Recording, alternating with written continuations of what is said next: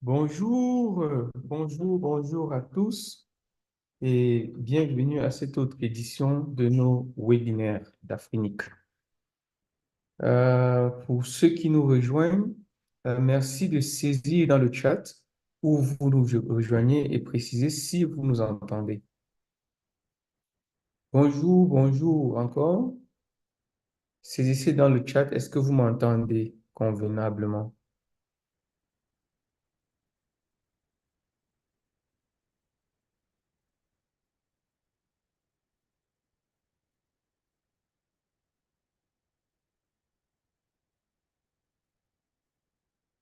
Allô, est-ce que vous m'entendez? Est-ce que vous pouvez confirmer que vous m'entendez? Saisissez dans le chat et précisez de quelle région, de quel pays est-ce que vous nous rejoignez. Merci Sylvain Baya et bienvenue à ce webinaire. Nous allons attendre encore quelques petites minutes pour permettre aux autres participants de pouvoir nous rejoindre avant de lancer avec ce webinaire. Bienvenue Kader.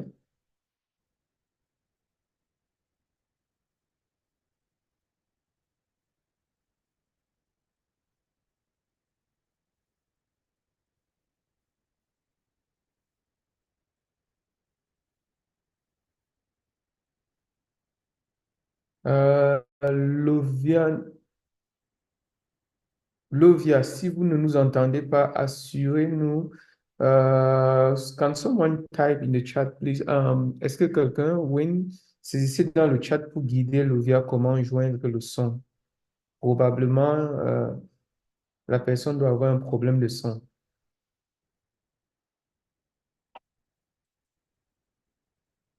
OK. Donc, on va attendre encore quelques petites minutes avant de lancer avec ce webinaire.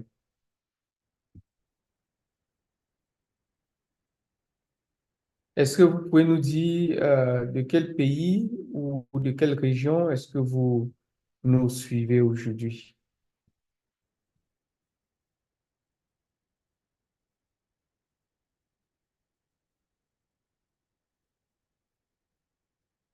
Kader du Burkina Faso, bienvenue.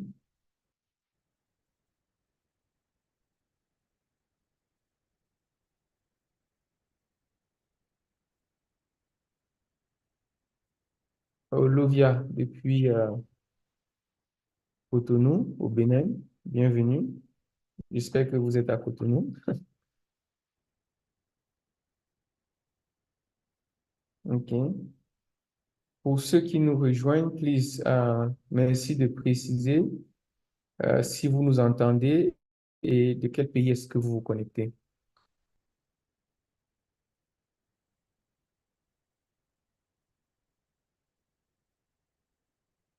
Monsieur Aldo, la réunion sera en français uniquement.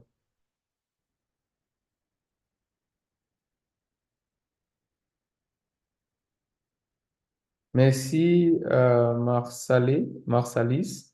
Désolé de mal prononcer vos noms. Donc, on attend encore quelques minutes. Bonjour, Romuald, depuis le Bénin.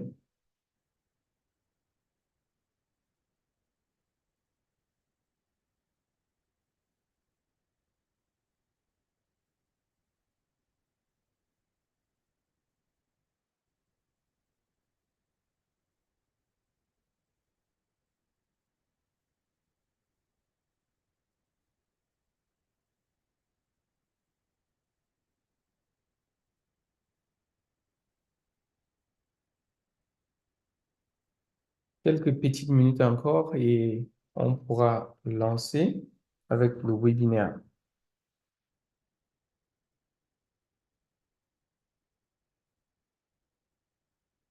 OK. Une toute petite minute encore, histoire d'avoir quelques participants encore qui se connectent.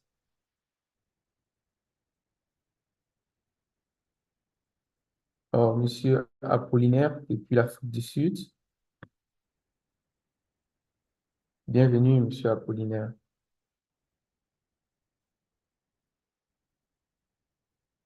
Sorry, Mr. Derica, the webinar is in French. This is the French version of the webinar we had last week. Um, Susan, please share the YouTube link for the English version of this webinar.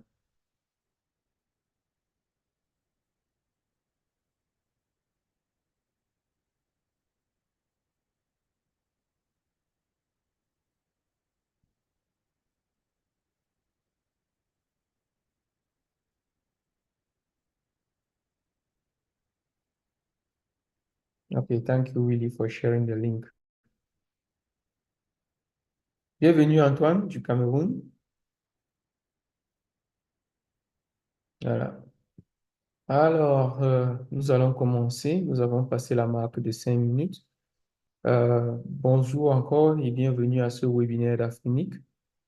Ce webinaire porte sur les services qu'Afrinic offre à la communauté Internet d'Afrique et de l'océan Indien afin de permettre un bon développement d'Internet et étendre l'accessibilité de cet outil devenu indispensable à nos vies. Aujourd'hui, je serai votre modérateur. Je me nomme Moussa Stéphane Onlué, Project Manager and Transformation Lead à Afrinic. Et j'aurai avec moi mes 4 collègues, 4 valeureux panélistes, euh, à la personne de Wafa, euh, Willy Manga, Brice Abba et Cédric Mbeye.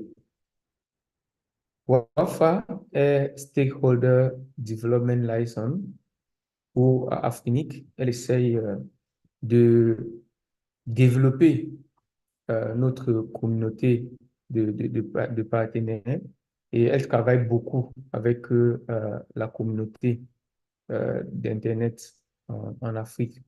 Avant de rejoindre Afrinic, Wafa a fait beaucoup de travail pour le développement d'Internet sur ce continent. Donc, Wafa, est-ce que tu peux activer ton micro pour dire un coucou à nos participants? Oui, bonjour à tous et nous sommes ravis de vous avoir aujourd'hui à notre webinaire pour parler plus des services d'Afrinic et comment la communauté et les membres peuvent profiter de ces services pour un Internet, pour une Afrique connectée et Internet plus stable et plus sécurisé. Comme a dit mon collègue Stéphane, j'ai récemment rejoint Afrinic et auparavant j'ai travaillé dans le Local Internet Registry, le registre local de la Tunisie, qui est aussi le registre de notre CCTLD. Et nous jouons aussi le rôle d'un XP. J'ai participé au projet de PV6, de DNSSEC, et aussi le développement des politiques autour du DNS et des adresses IP. J'étais aussi engagée à Frenic. J'étais une fois fellow et j'ai participé aussi au groupe de travail d'Afrenic avant de la rejoindre comme membre de staff. Voilà, Alors, c'est à vous maintenant. c'est vraiment brillant comme parcours.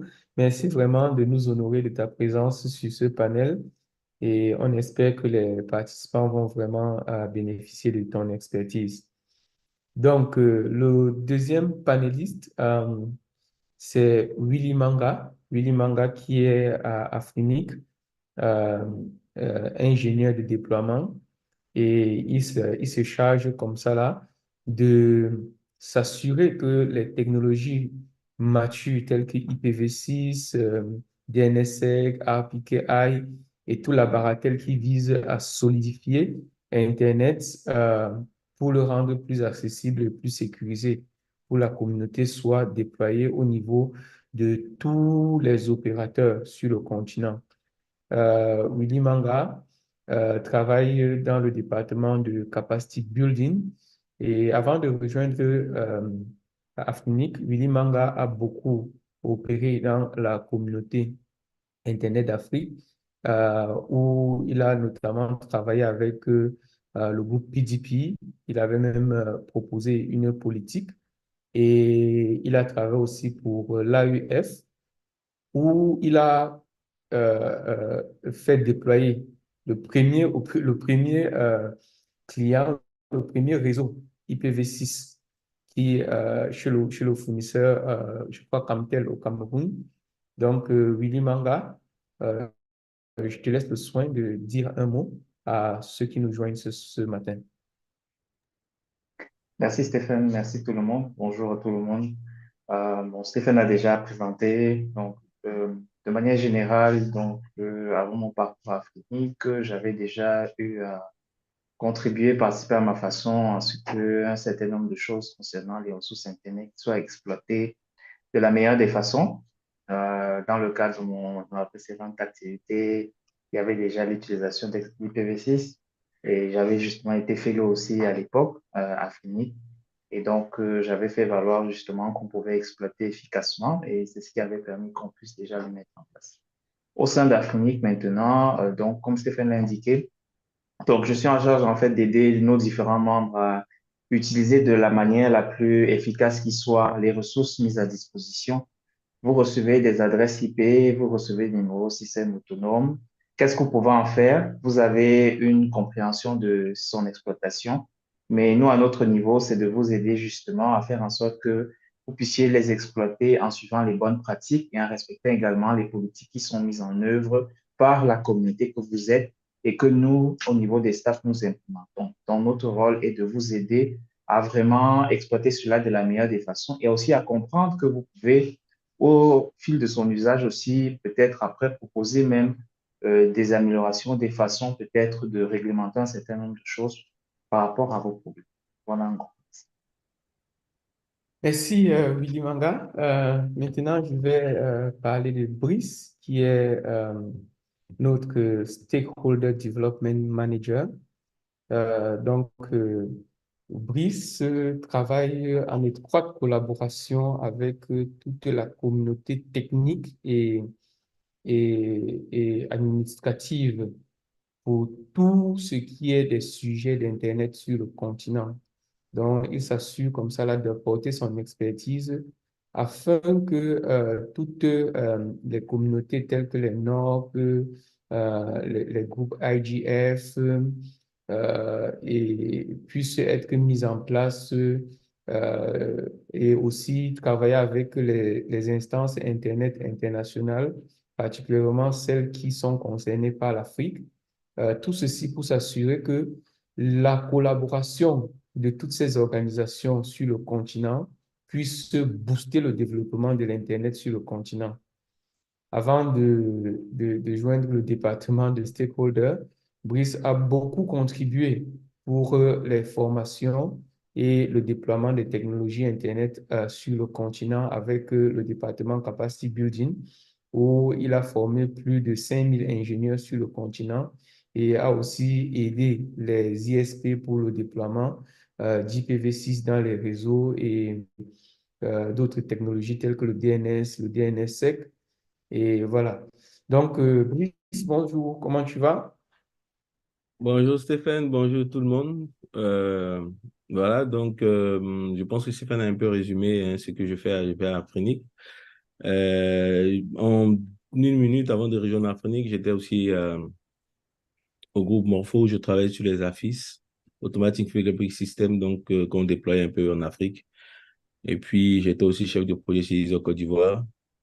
Je travaille sur Point CI, il y a 2 ans maintenant que j'ai aussi aider les équipes à déployer des NSEC.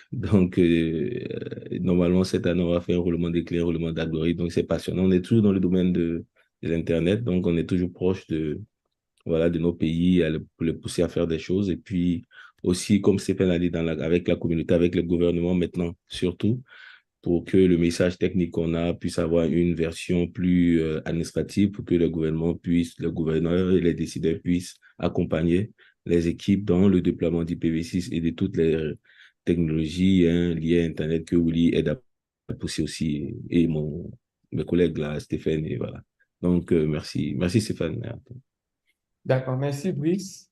Je tiens à préciser que Brice est un acteur clé pour l'IPv6 sur le continent africain avec une très, très, très grande expérience dans ce domaine-là. Comme Donc, toi aussi, Stéphane.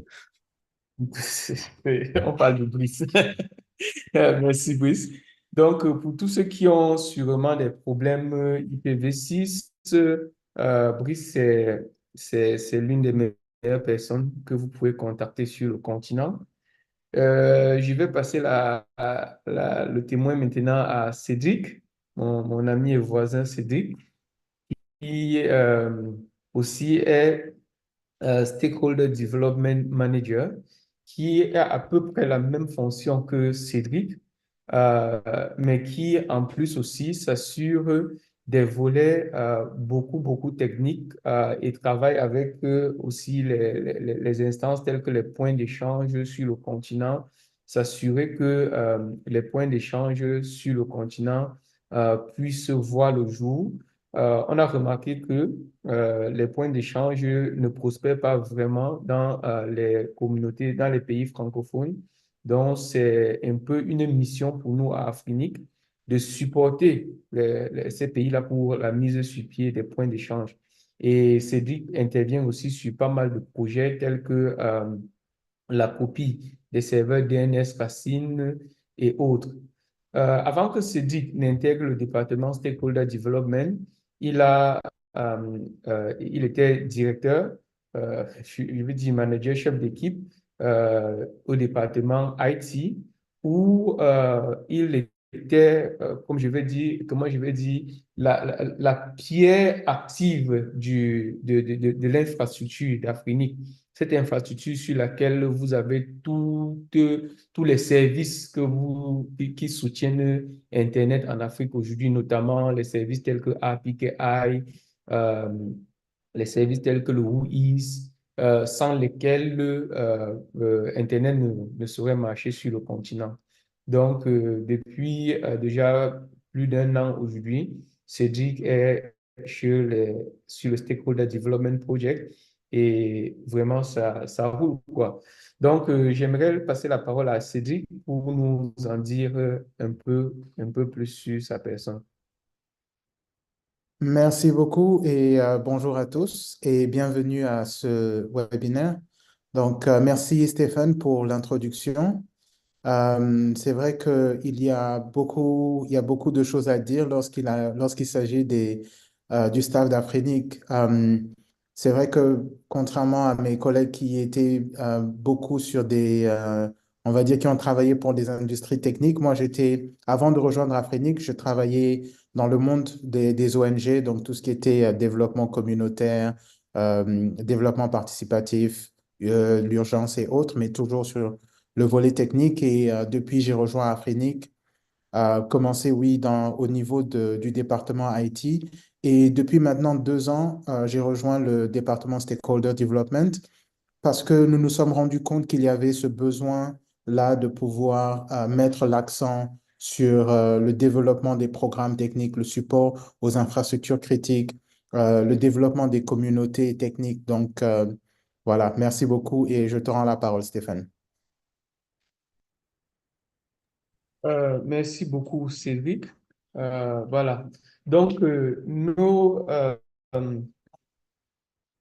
nos participants comprennent que nous avons pris le soin de mettre sur pied une équipe vraiment fortement ressourcée pour pouvoir déjà vous parler des services d'Afrinic, mais aussi surtout vous faire comprendre comment est-ce que vous pouvez participer de façon plus active au développement d'Internet sur ce continent. Avant de commencer, on va présenter un peu quelques règles d'utilisation de la plateforme que nous utilisons aujourd'hui, notamment Zoom. Et là, sur Zoom, au bas de votre écran, vous avez un ensemble de menus. Le premier menu sur lequel j'aimerais m'attarder, c'est le menu Q&A, Question and Answers. Donc, si vous avez une question pendant ce webinaire, n'hésitez pas à saisir votre question dans le Q&A. Ne saisissez pas les questions dans le chat.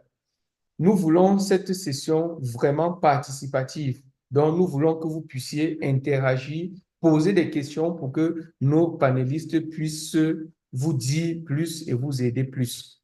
Oui, question-réponse. Merci, Sylvain Baya. Le chat, si vous avez d'autres interventions à faire, par exemple, vous avez écouté quelque chose et vous voulez contribuer, vous pouvez mettre dans le chat. Euh, et le chat aussi sera utilisé pour partager quelques liens avec vous. Notamment, nous l'avons déjà fait en vous partageant le lien de la précédente édition de ce webinaire qui était en anglais. Euh, il y a un menu que j'ai découvert aujourd'hui, c'est le menu Caption. Je ne le vois plus. Je n'ai plus le menu Caption Really. Donc, voilà. Donc, on va laisser tomber. Voilà, donc vous avez comme ça tout ce qu'il faut pour ce webinaire. Donc, nous allons passer la parole à tour de rôle à chacun de nos panélistes et ceux-ci vont présenter euh, les différents services en fonction de leur point de focus dans dans l'entreprise. Et puis, vous aurez la possibilité de poser les questions après cela. Donc, je vais commencer par Monsieur Brice Abba, qui va nous faire une présentation des services d'Afrinic. Je crois plutôt que c'est Cédric. Oh, Cédric, sorry. Mon Oui, café était trop noir ce matin. Allez. Merci beaucoup. Merci Brice, merci Stéphane. Euh,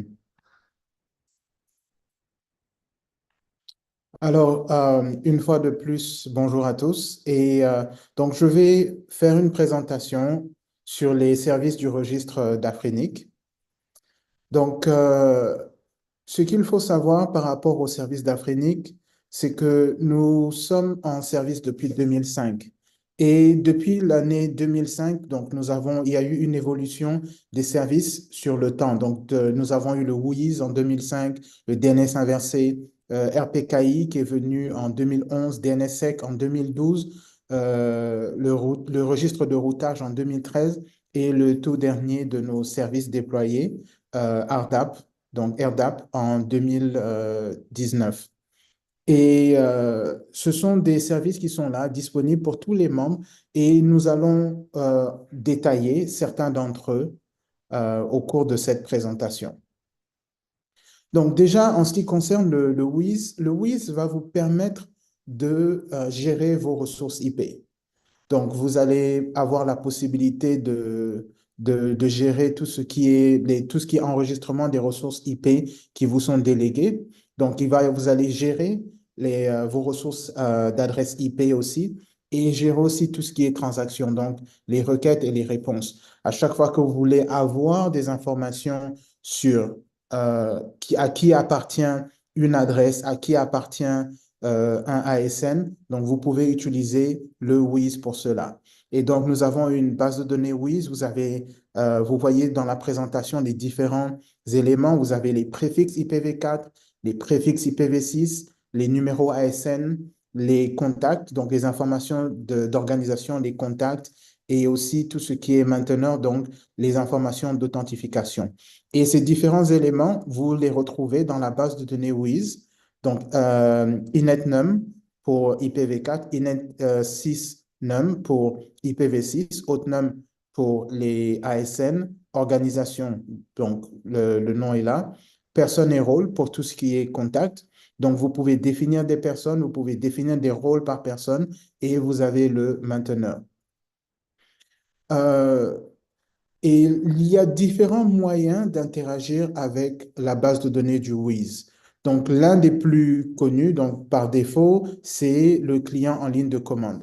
Et ce que nous avons fait, c'est que nous avons mis à disposition un client que vous pouvez installer, donc en vous rendant à cette adresse IP, à cette adresse URL, pardon, ftp.afrinic.net/pub/db. Donc, quand vous allez dessus, vous allez pouvoir télécharger le client WIS d'Afrinic et donc interagir avec.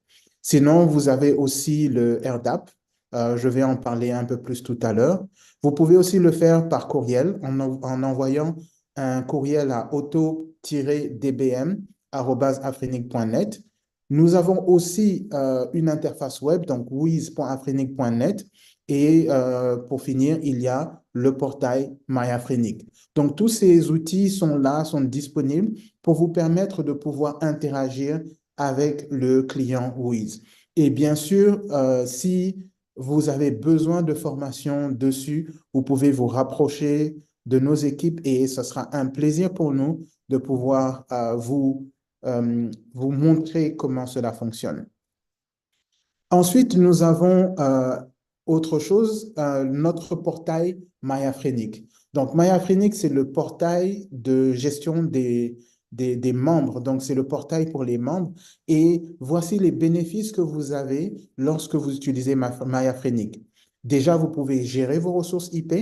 Donc, tout ce qui est allocation, sous-allocation, ajout de ressources, et beaucoup plus. Vous pouvez gérer les informations de votre compte. Et ça, c'est une partie très importante parce que nous nous sommes rendus compte que très souvent, lorsqu'il y a des mouvements dans les entreprises, ces mouvements ne sont pas reflétés au niveau du portail. Donc, si vous avez des mouvements, des gens qui ont bougé, changé de travail et changé de département, vous avez la possibilité de gérer ces informations là-bas, gérer vos informations de contact. Vous pouvez aussi accéder à la facturation et faire les paiements en ligne directement à partir de MyAfrenic. Vous pouvez aussi configurer les services tels que le DNS inversé, le registre de routage, RPKI. Vous pouvez aussi accéder à la plateforme de vote en ligne, aussi un élément très important pour ceux qui sont membres d'Afrenic ou qui travaillent pour une organisation membre d'Afrenic. Au cas où vous ne le savez pas, chaque année, lorsque nous avons des assemblées générales ou lorsqu'il y a des décisions qui doivent être prises, il y a des votes qui vont se faire. Et si vous ne pouvez pas participer physiquement, vous avez la possibilité de le faire en ligne. Et un des derniers avantages dont je vais parler, c'est les requêtes de support. Lorsque vous faites vos requêtes de support, que vous les fassiez par mail ou autre, vous avez la possibilité d'accéder à ces requêtes de support, donc aux requêtes de support de votre organisation à partir de MyAfrenic. Aussi, un autre aspect par rapport aux services que nous offrons, aux services de registre que nous offrons, c'est la gestion des ressources numériques IP. Donc, vous avez ce qu'on appelle les ressources numériques, donc IP, donc tout ce qui est IPv4, IPv6 et ASN que vous pouvez recevoir en amenant votre organisation à être membre, ou si votre organisation est déjà membre d'Afrenic, vous pouvez demander des ressources additionnelles. Et je tiens à rappeler que actuellement, les politiques au niveau d'Afrenic donnent IPv6 de manière gratuite. Donc, votre organisation aura IPv6 de manière gratuite. Nous mettons aussi à disposition des outils. Donc, vous avez la base de données Wiz, vous avez MyAfrenic, nous avons les politiques dont Brice va parler tout à l'heure. Vous avez le RSA, donc le contrat qui est établi entre Afrinic et ses membres. Vous avez aussi les statuts d'Afrenic. Donc, si vous voulez savoir quels sont les statuts, donc les règles qui constituent Afrinic.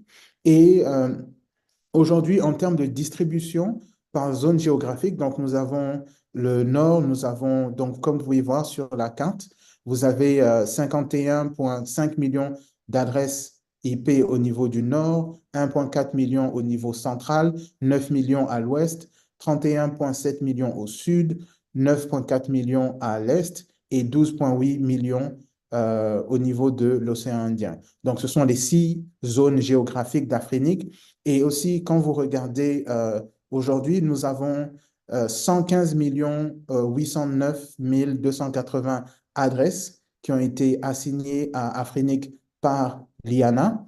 Et vous voyez que nous avons à ce jour 1 174 272 adresses IPv4, je tiens à préciser, disponibles. Donc 1,14% de ce qui a été donné. Et la partie réservée, c'est une partie, ce sont des blocs réservés pour différents aspects.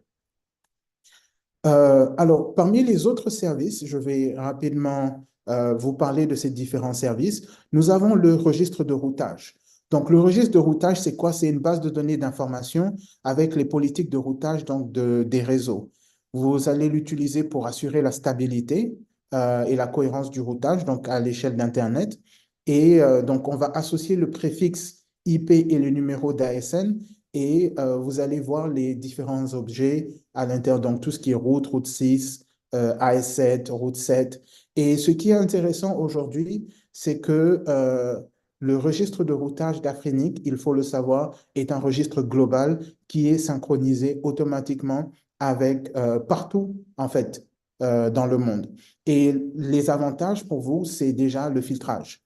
Donc, vous avez un filtrage amélioré et vous pouvez utiliser des outils comme BGP Q4 ou IRR Toolset pour pouvoir créer automatiquement les filtres et les appliquer. Et à ce moment-là, ces filtres vont aller chercher les informations au niveau du registre de routage et vous permettre de filtrer les préfixes de manière optimale. Et ce qui est intéressant lorsque vous utilisez ces outils, c'est que vous avez une réduction des erreurs de filtrage. Et nous savons tous combien de fois cela peut être détrimental d'utiliser, de commettre des erreurs de filtrage. Et c'est aussi facile pour diagnostiquer les problèmes de réseau et ça améliore le routage énormément. Et lorsque vous êtes un membre ressource, donc vous avez des réductions en termes de risque, vous avez une gestion intégrée des ressources IP, donc lors des politiques de routage, ça vous facilite la maintenance grâce à l'interface graphique. Et aussi, c'est un service qui est complètement gratuit, donc il n'y a pas de coût supplémentaire. Et encore une fois, un élément important à retenir, c'est que lorsque vous créez au niveau du registre de routage d'Afrenic, vous n'avez pas besoin d'aller vers un autre service parce que euh, le registre de routage d'Afrenic va synchroniser avec tous les autres services de manière globale, que ce soit celui de RIP-NCC, celui de RADB, de Appenic, etc. Alors, toujours sur le registre de routage, vous avez trois options pour pouvoir l'utiliser. Soit vous allez au niveau du portail MyAfrenic, donc my.afrinic.net, ou alors vous allez au niveau de notre interface Wiz Web, donc wiz.afrinic.net, ou vous pouvez envoyer un courriel au niveau du serveur Wiz, donc à auto-dbm@afrinic.net. Et n'oubliez pas que vous devez signer le message avec votre clé PGP. Parce que, encore une fois, la sécurité est importante. Et donc, nous allons nous assurer que tous ces outils sont sécurisés. Un autre outil, c'est un autre des services que nous offrons, c'est ce qu'on appelle les infrastructures à clé publique de ressources, donc RPKI en anglais, Resource Public Key Infrastructure. Et donc, ce que l'on va faire, c'est qu'on va utiliser ce service pour pouvoir sécuriser les routes de l'Internet grâce à des certificats X.509. Et donc, Afrinic va venir avec un CA, donc une autorité, donc va se présenter comme CA, donc comme autorité de certification ultime. Et ce que le RPKI va permettre, donc, c'est atténuer les effets du piratage et aussi les fuites de préfixes, ce qu'on appelle les route leaks en anglais. Et vous avez deux opérations clés. Donc, d'une part, vous avez la certification des ressources et d'une autre part, la validation des ressources. Donc, pour la certification des ressources, vous allez créer des ROA. Donc, les membres vont créer des ROA. Et Afrinic va publier le référentiel de déclaration signée, donc, et le CRL, donc le manifeste. Et aussi, vous avez les validateurs qui sont la partie utilisatrice et les parties utilisatrices, pardon, qui vont tirer le référentiel vers les routeurs de bordure.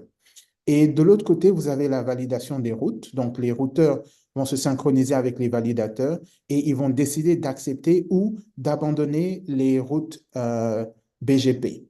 Et lorsqu'il s'agit en ce qui concerne les ROA, donc il y a trois états, valide, invalide et inconnu. Ce sont les trois états lorsqu'il s'agit de RPKI.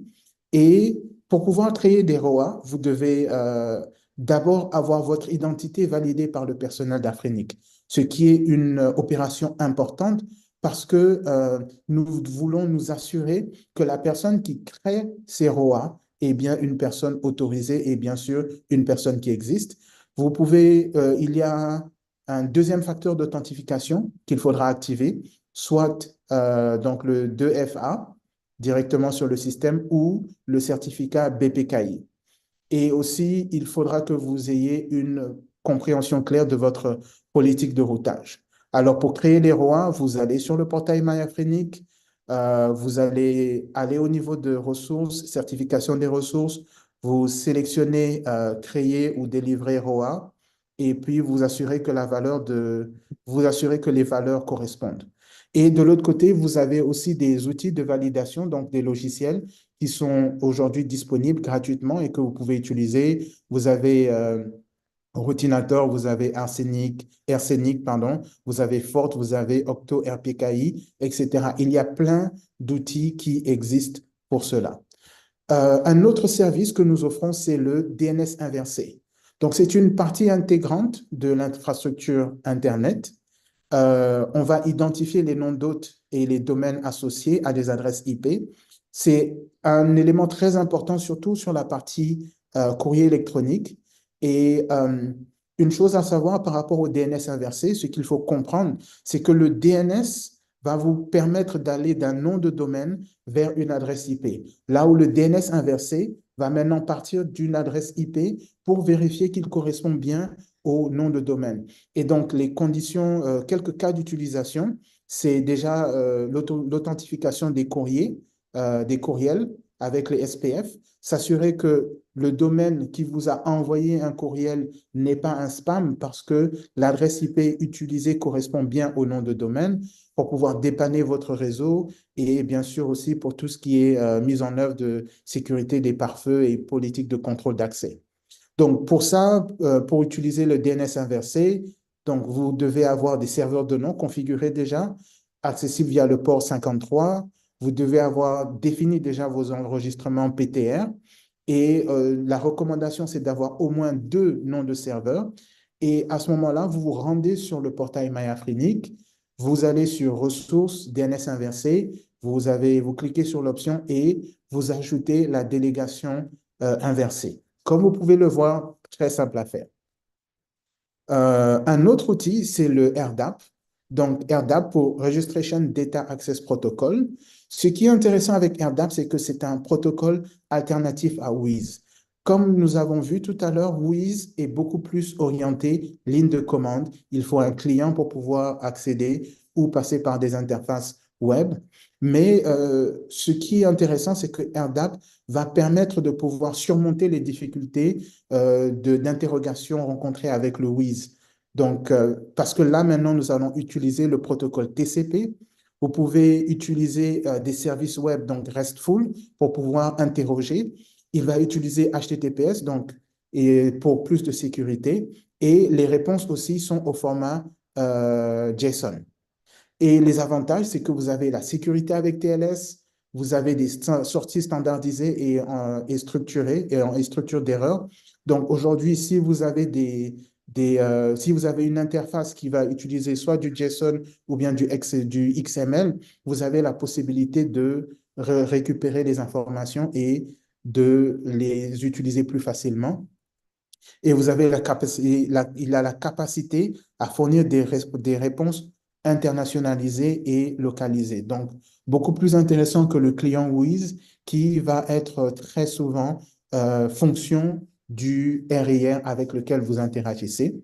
Et les outils du client RDAP, donc RDAP, vous pouvez utiliser n'importe quel navigateur web pour accéder à RDAP, ou alors vous pouvez utiliser des outils comme wget ou curl si vous êtes sur Linux. Et il y a aussi des clients dédiés qui sont émergents, donc comme lookup.icann.org /lookup, donc, ou alors vous pouvez aussi aller sur GitHub et vous avez Nick Info. Donc, ce sont des options qui existent pour ce qui concerne le RDAP. Alors, je vais terminer par celle-ci. et faire quelques observations. Donc, quelques observations que nous avons eu à faire, c'est que nous avons une faible adoption des services, bien qu'ils soient là, et que tous ces services soient sans coût additionnel. Il y a aussi une faible compréhension des politiques et aussi des obligations contractuelles.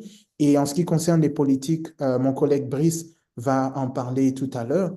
Et ça a un impact sur le soutien aux services, donc sur le soutien aux membres et aux services, parce que les gens ne comprennent pas et ils viennent souvent nous poser des questions qui sont déjà prises en compte par les politiques existantes.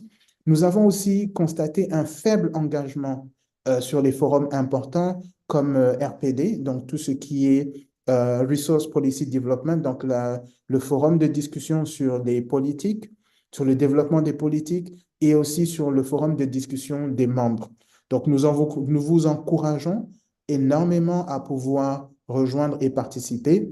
Et aujourd'hui, parmi nos objectifs, c'est vraiment d'accroître la sensibilisation, augmenter l'adoption de ces services et aussi améliorer les performances de l'infrastructure Internet. C'est pour ça que tous ces services sont là, mis à disposition, malgré, comme vous pouvez le voir par les chiffres qui sont affichés, la faible adoption de certains de ces services. Mais quand même, là où nous sommes fiers et contents, c'est que nous voyons que notre registre de routage est quand même aujourd'hui utilisé à 74%, bien que ce soit l'un des derniers qui était mis en service au niveau des 5 RIR. Donc, merci beaucoup de votre attention et je rends la parole à Stéphane. Thank you very much. Merci Cédric pour cette brillante présentation. Je vais prendre une question de Sylvain et puis les autres questions, on pourra les prendre après parce qu'il y a des questions qui concernent d'autres volets de notre présentation. Donc, la première question, c'est le service WooWorks. WooWorks serait-il envisagé? Alors, merci beaucoup pour la question. Oui, nous sommes en train d'envisager le WooWoz. Pour ceux qui ne savent pas, le WooWiz est un service qui donne l'état actuel des adresses IP et le service, enfin des ressources numériques IP. Et le service WooWoz est un service qui est mis en place pour donner l'historique de ressources. Donc, intéressant, lorsque vous voulez savoir quel est l'historique ou quels sont les changements qui sont intervenus sur les ressources qui vous sont attribuées. Nous avons ce projet en tête. Nous sommes en train de regarder comment travailler dessus parce que un de nos défis majeurs, c'est tout ce qui concerne le respect de la confidentialité des informations. Donc, comme vous le savez, l'Afrique a une spécificité, c'est que nous n'avons pas de politique qui soit harmonisée en termes de gestion de la confidentialité des informations. Et donc, nous sommes en train de voir comment nous assurer que nous pouvons offrir ce service aux membres sans pour autant aller à l'encontre de la politique de gestion de confidentialité de certains pays en Afrique. Mais c'est quelque chose qui est envisagé.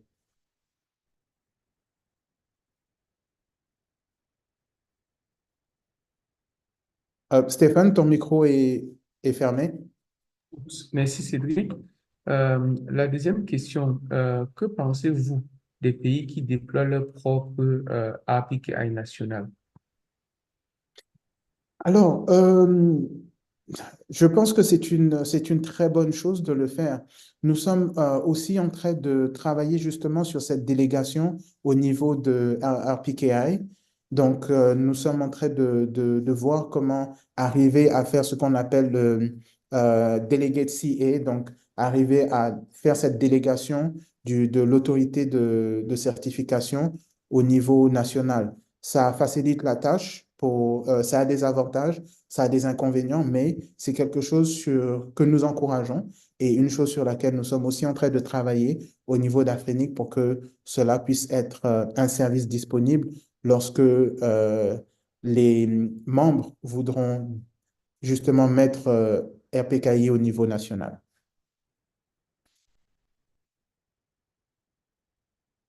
Voilà, merci Cédric pour Merci Stéphane.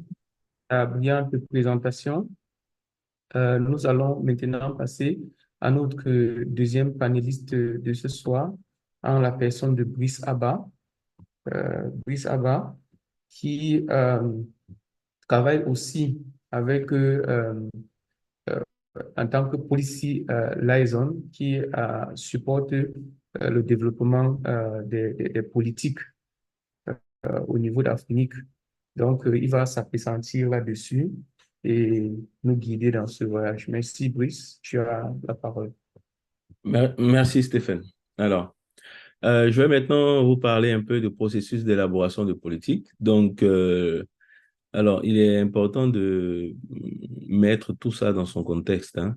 Donc, les services que Cédric vient de présenter n'allaient jamais avoir lieu s'il n'y avait pas Afrinic. Donc, nous allons parler un peu de l'historique, de la création d'Afrinic et d'où tout est parti, hein. Donc, a été initié à l'initiative d'un document qui s'appelle le ICP2, qui établit les critères de création des RIR. Donc, c'est ICP, c'est Internet Coordination Protocol. Donc, si vous allez sur Internet, vous pouvez avoir la version 1. Vous pouvez lire aussi la version 2 qui est tout à fait ouverte. Alors, dans ce document-là, il y a énormément de points. Il y a plusieurs points. Il y a des points qui sont énumérés, mais ces 5 points-là sont vraiment critiques, ceux que je vais vous présenter là. Donc, le premier point, c'était que euh, cet organe-là qui a envie de devenir registre puisse avoir une autogouvernance, c'est-à-dire que cet organe-là puisse s'autogérer et que cette gestion parte du bas vers le haut, donc que ce soit la communauté qui décide. Donc, en 1997, à une réunion des INET en Malaisie, donc les communautés ont décidé comme ça qu'il fallait avoir un RIR en Afrique pour gérer les ressources IP en Afrique. Et puis en 2000, en 2000, il était question que tous les RIR décident de créer une policy pour aider, pour faire de l'allocation dans la zone Afrique. Donc, c'est de là que c'est parti. Ensuite, il y a eu la procédure d'élaboration des politiques. Il fallait qu'on mette en place, c'est-à-dire que la communauté dise, OK, dans la région Afrique, voilà comment est-ce qu'on va discuter et trouver des politiques pour gérer nos ressources. Donc, ce processus-là a été mis en place. Cette directive-là a été mise en place. Et puis ensuite, il fallait que ce soit ouvert et transparent. Donc, il ne fallait pas que ce soit des conversations dans un groupe secret ou dans un groupe où certaines informations étaient rendues publiques, d'autres rendues étaient secrètes. Non, il fallait que les conversations, les discussions de tout ce qui concerne les politiques soient libres et accessibles à tout le monde. Donc, c'est ce qui a été fait. Donc, vous verrez, par exemple, que dans le groupe de discussion et même dans la création d'Afrique, ce n'était pas la chose africaine uniquement. Donc, vous voyez que les autres RIR ont participé et, euh, et c'est pour vous montrer le caractère ouvert de l'organisation. Et tous les 4 autres RIR aussi ont un caractère assez ouvert. Donc, moi, en tant que policier liaison africaine, je participe aussi aux discussions des autres régions, donc c'est vraiment pas quelque chose de fermé. Vous, en tant que membre de la communauté africaine, vous pouvez aussi participer aux discussions de politique des autres régions. Alors, maintenant, ensuite, il fallait que, au moins une fois par an, ce registre-là organise une réunion publique dans laquelle les membres viennent discuter de ces politiques-là de manière en présentiel, comme on dit. Donc, c'est ce qui avait été fait. Et c'est ce qui continue d'être fait. Et aujourd'hui, nous avons ensuite que l'un des points aussi du document ICP2, c'était que toutes les politiques et tout ce que nous faisons soit archivé et que nous travaillons essentiellement avec les listes de diffusion. Et donc, c'est la raison pour laquelle l'Afrique a longtemps travaillé avec les listes de diffusion et nos membres sont pleins, hein, qui disaient que Afrique venait rarement vers eux, etc., etc. Donc, ça faisait partie des critères dès le départ pour continuer le travail. Alors, donc, comme j'ai terminé avec les 2 derniers points, il fallait trouver un moyen de discuter, un processus. Donc, ce processus qui s'appelle le Policy Development Working Group, Policy Development Process, le PDP, a eu une historique, hein. Donc, en 2004, donc, on a eu les premières ébauches de cette policy-là. Ensuite, ça a été mis à jour en 2007-2008. On a eu la dernière version du PDP qui a été amendée en 2010. Aujourd'hui, nous avons ce que, après l'instauration du CPM dont nous allons parler, dont je vais vous parler plus tard, nous avons créé une section qu'on appelle la section 3. Et dans la section 3 du CPM, vous pouvez lire le PDP, c'est-à-dire comment est-ce qu'on discute, on délibère et on propose des politiques. Donc, cela a été mis dans la section 3. Donc, tout cet historique-là de 1997, 2000, 2004, 2007, 2008 et 2010 ont abouti à ce que ce processus soit dans un document qui s'appelle le CPM, mais dans une section particulière de ce document-là que nous appelons la section 3. Donc, j'ai dit tantôt que les discussions étaient du bas vers le haut. Donc, c'est la communauté qui parle, la communauté qui discute, et puis ensuite, le conseil d'administration ratifie et les autres, le staff d'Afrique l'implémente. Alors, la communauté, elle, qu'est-ce qu'elle fait? Elle propose des politiques, elle discute, elle fait des mises à jour, et ensuite, lorsqu'elle a pu avoir un consensus sur un texte proposé, lorsque la communauté a pu avoir un consensus sur un texte proposé, le conseil d'administration va ratifier ce texte qui a été proposé, là, cette proposition de loi qui a été mise par l'un des membres de notre communauté, qui par la suite sera implémentée par Afrique. Donc, c'est un peu comment cela fonctionne. Alors, ici, nous avons les étapes clés du PDP. Alors, ici, c'est un PDP simplifié. Il est assez grand, mais ici, c'est vraiment simplifié. Alors, la première chose, c'est qu'il faut qu'un membre de la communauté propose un, un texte en se basant sur un problème connu. C'est-à-dire qu'en tant que membre de la communauté, il constate que dans l'allocation des adresses, dans l'attribution des numéros de système autonome, dans la gestion de ces ressources-là, il y a un détail qui peut être amélioré, où il y a une manière de faire qui était valide il y a 4 ans, mais qui n'est plus valable aujourd'hui. Donc, en se basant sur un problème, tout ça, c'est ce qu'on appelle le problem statement, c'est-à-dire définir pour qu'on crée cette politique-là. Lorsque c'est fait, vous pouvez envoyer cette politique pour être discutée sur les listes de travail. Et là, ici, sur le working group, on discute. Une fois qu'on a discuté, ensuite, on va maintenant à une réunion publique face à face pour essayer de déterminer un consensus. Donc, on a discuté pendant au moins 4 semaines, un test. Maintenant, à cette réunion-là, on demande à la communauté si elle est d'accord avec la politique qui a été proposée, avec certains amendements, si elle est d'accord avec cette politique sans amendement, ou souhaite purement et simplement renvoyer cette politique-là sur les listes pour des discussions, pour davantage de discussions. Alors, lorsqu'à cette réunion de face à face, la communauté a pu avoir un consensus, on passe maintenant à la ratification. Donc, entre ces deux étapes, entre l'étape de consensus et la ratification par le conseil d'administration, il y a une autre étape que nous appelons le last call. Voilà. Donc, c'est une étape de 2 semaines que nous donnons à la communauté pour essayer de revenir sur des points qui ont été omis sur une politique qui a eu consensus pendant une réunion de face à face. Donc, une fois que cette politique-là a eu consensus et que le consensus a été confirmé après le dernier appel, la période des derniers appels, le conseil d'administration va ratifier cette policy. Une fois qu'elle signe cette policy, ensuite, cette policy est envoyée au staff d'Afrique pour l'implémenter. Alors, l'implémentation est de 6 mois minimum, mais on peut demander plus de temps si nous avons besoin de plus de temps pour implémenter cette policy. Alors, je souhaiterais rappeler ici que les propositions que nous faisons, que la communauté fait, doit être relative à la gestion des ressources Internet en Afrique. Alors, il y a une époque où on a eu des membres de la communauté qui n'étaient pas contents de l'Internet shutdown qui s'est passé en Afrique, ont voulu que Afrique légifère sur tout ce qui était Internet shutdown.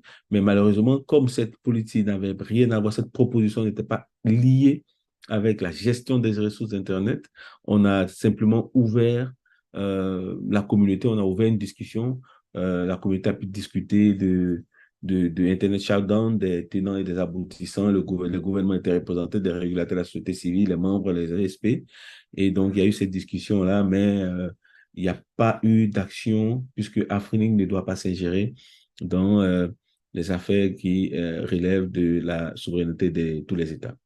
Ensuite, lorsque l'aide politique est implémentée, nous les policiers liaisons, nous sommes 2 à Afrique, il y a Madvi et moi, nous allons maintenant prendre les différents points techniques de la police et l'insérer dans le document qu'on appelle le CPM, qui est le Consultative Policy Manual.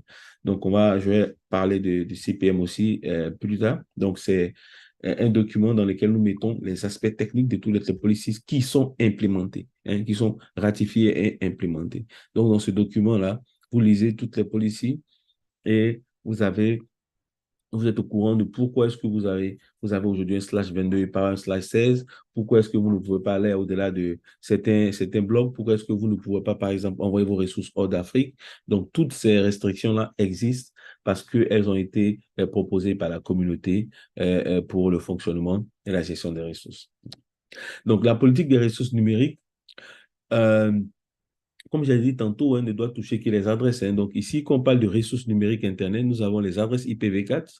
Donc nous avons les adresses IPv4, nous avons les adresses IPv6, et puis nous avons les ASN, les numéros des systèmes autonomes. Donc c'est ces adresses-là que Afrinic gère. OK? Donc à chaque fois que je parle de ressources numériques Internet, je vous parle exclusivement des adresses IPv4, d'adresses IPv6 et de comment on appelle ça, des numéros de système autonome. Alors, le PDP est la base, c'est la ligne directrice que les membres de la communauté et Afrinic utilisent pour gérer les ressources. Donc, lorsque Cédric vous parle de la base de données OIS, des éléments qui sont dans la base de données OIS, comment est-ce qu'on attribue, pourquoi est-ce qu'on attribue un bloc, un slash 22, pourquoi est-ce qu'on ne peut pas attribuer un slash 20, etc., etc. C'est parce que la communauté l'a décidé. Alors aujourd'hui, nous sommes dans ce que nous appelons le soft landing phase 2. Et dans le soft landing phase 2, on ne peut attribuer qu'un slash 22. Le plus gros bloc qu'on peut attribuer en IPv4, c'est un slash 22. Et le plus petit, c'est toujours un slash 24. Donc, vous comprenez qu'aujourd'hui, si vous faites une demande d'un slash 20, Afrinic ne va vous donner qu'un slash 22 parce que la communauté a décidé et a inscrit cela dans le CPM. Et voilà pourquoi Afrinic fait cela. Alors, il y a eu aussi des évolutions très intéressantes dans ce qui concerne le CPM, notamment l'allocation des numéros de système autonome. Alors, dans le temps, il fallait avoir 2 upstream providers pour avoir un numéro de système autonome. Mais les membres de la communauté ont dit aujourd'hui, à cause de l'encouragement, l'incitation à utiliser le IRR et tout ce qui est service qui apporte plus de sécurité au routage Internet, le numéro de système autonome est devenu critique. Donc, les politiques ont été amendées de sorte que il suffit que vous soyez membre d'Afrique, vous pouvez avoir un numéro de système autonome. Alors qu'avant, il fallait que vous ayez 2 upstream providers. Donc, vous voyez que les politiques évoluent en fonction des réalités. Alors, elle est développée par la communauté dans ce groupe de travail qui s'appelle Policy Development Working Group. OK? Donc, ce groupe de travail, elle est ouvert à tous. Vous pouvez simplement aller vous inscrire, participer aux différentes discussions qui créent les politiques. Alors, nous avons parlé longuement du processus d'élaboration de ces policiers qu'on appelle le PDP, Policy Development Process. Donc, ces discussions-là sont faites en suivant ce processus-là, ce que je viens d'énumérer là. Vous délibérez, vous discutez, vous trouvez un consensus, il est ratifié, il est implémenté, ensuite il est inséré dans le CPM. Donc, c'est ça le PDP. Donc, c'est dans la section 3 du CPM. Vous pouvez voir toutes ces nouveautés-là. Donc, ensuite, il est mis en place, il est mis en œuvre, il est implémenté par Afrinic lorsque le conseil d'administration a ratifié cela. Donc, c'est un peu comme ça que nous gérons les ressources au niveau d'Afrinic. Alors, ces politiques des ressources concernent qui?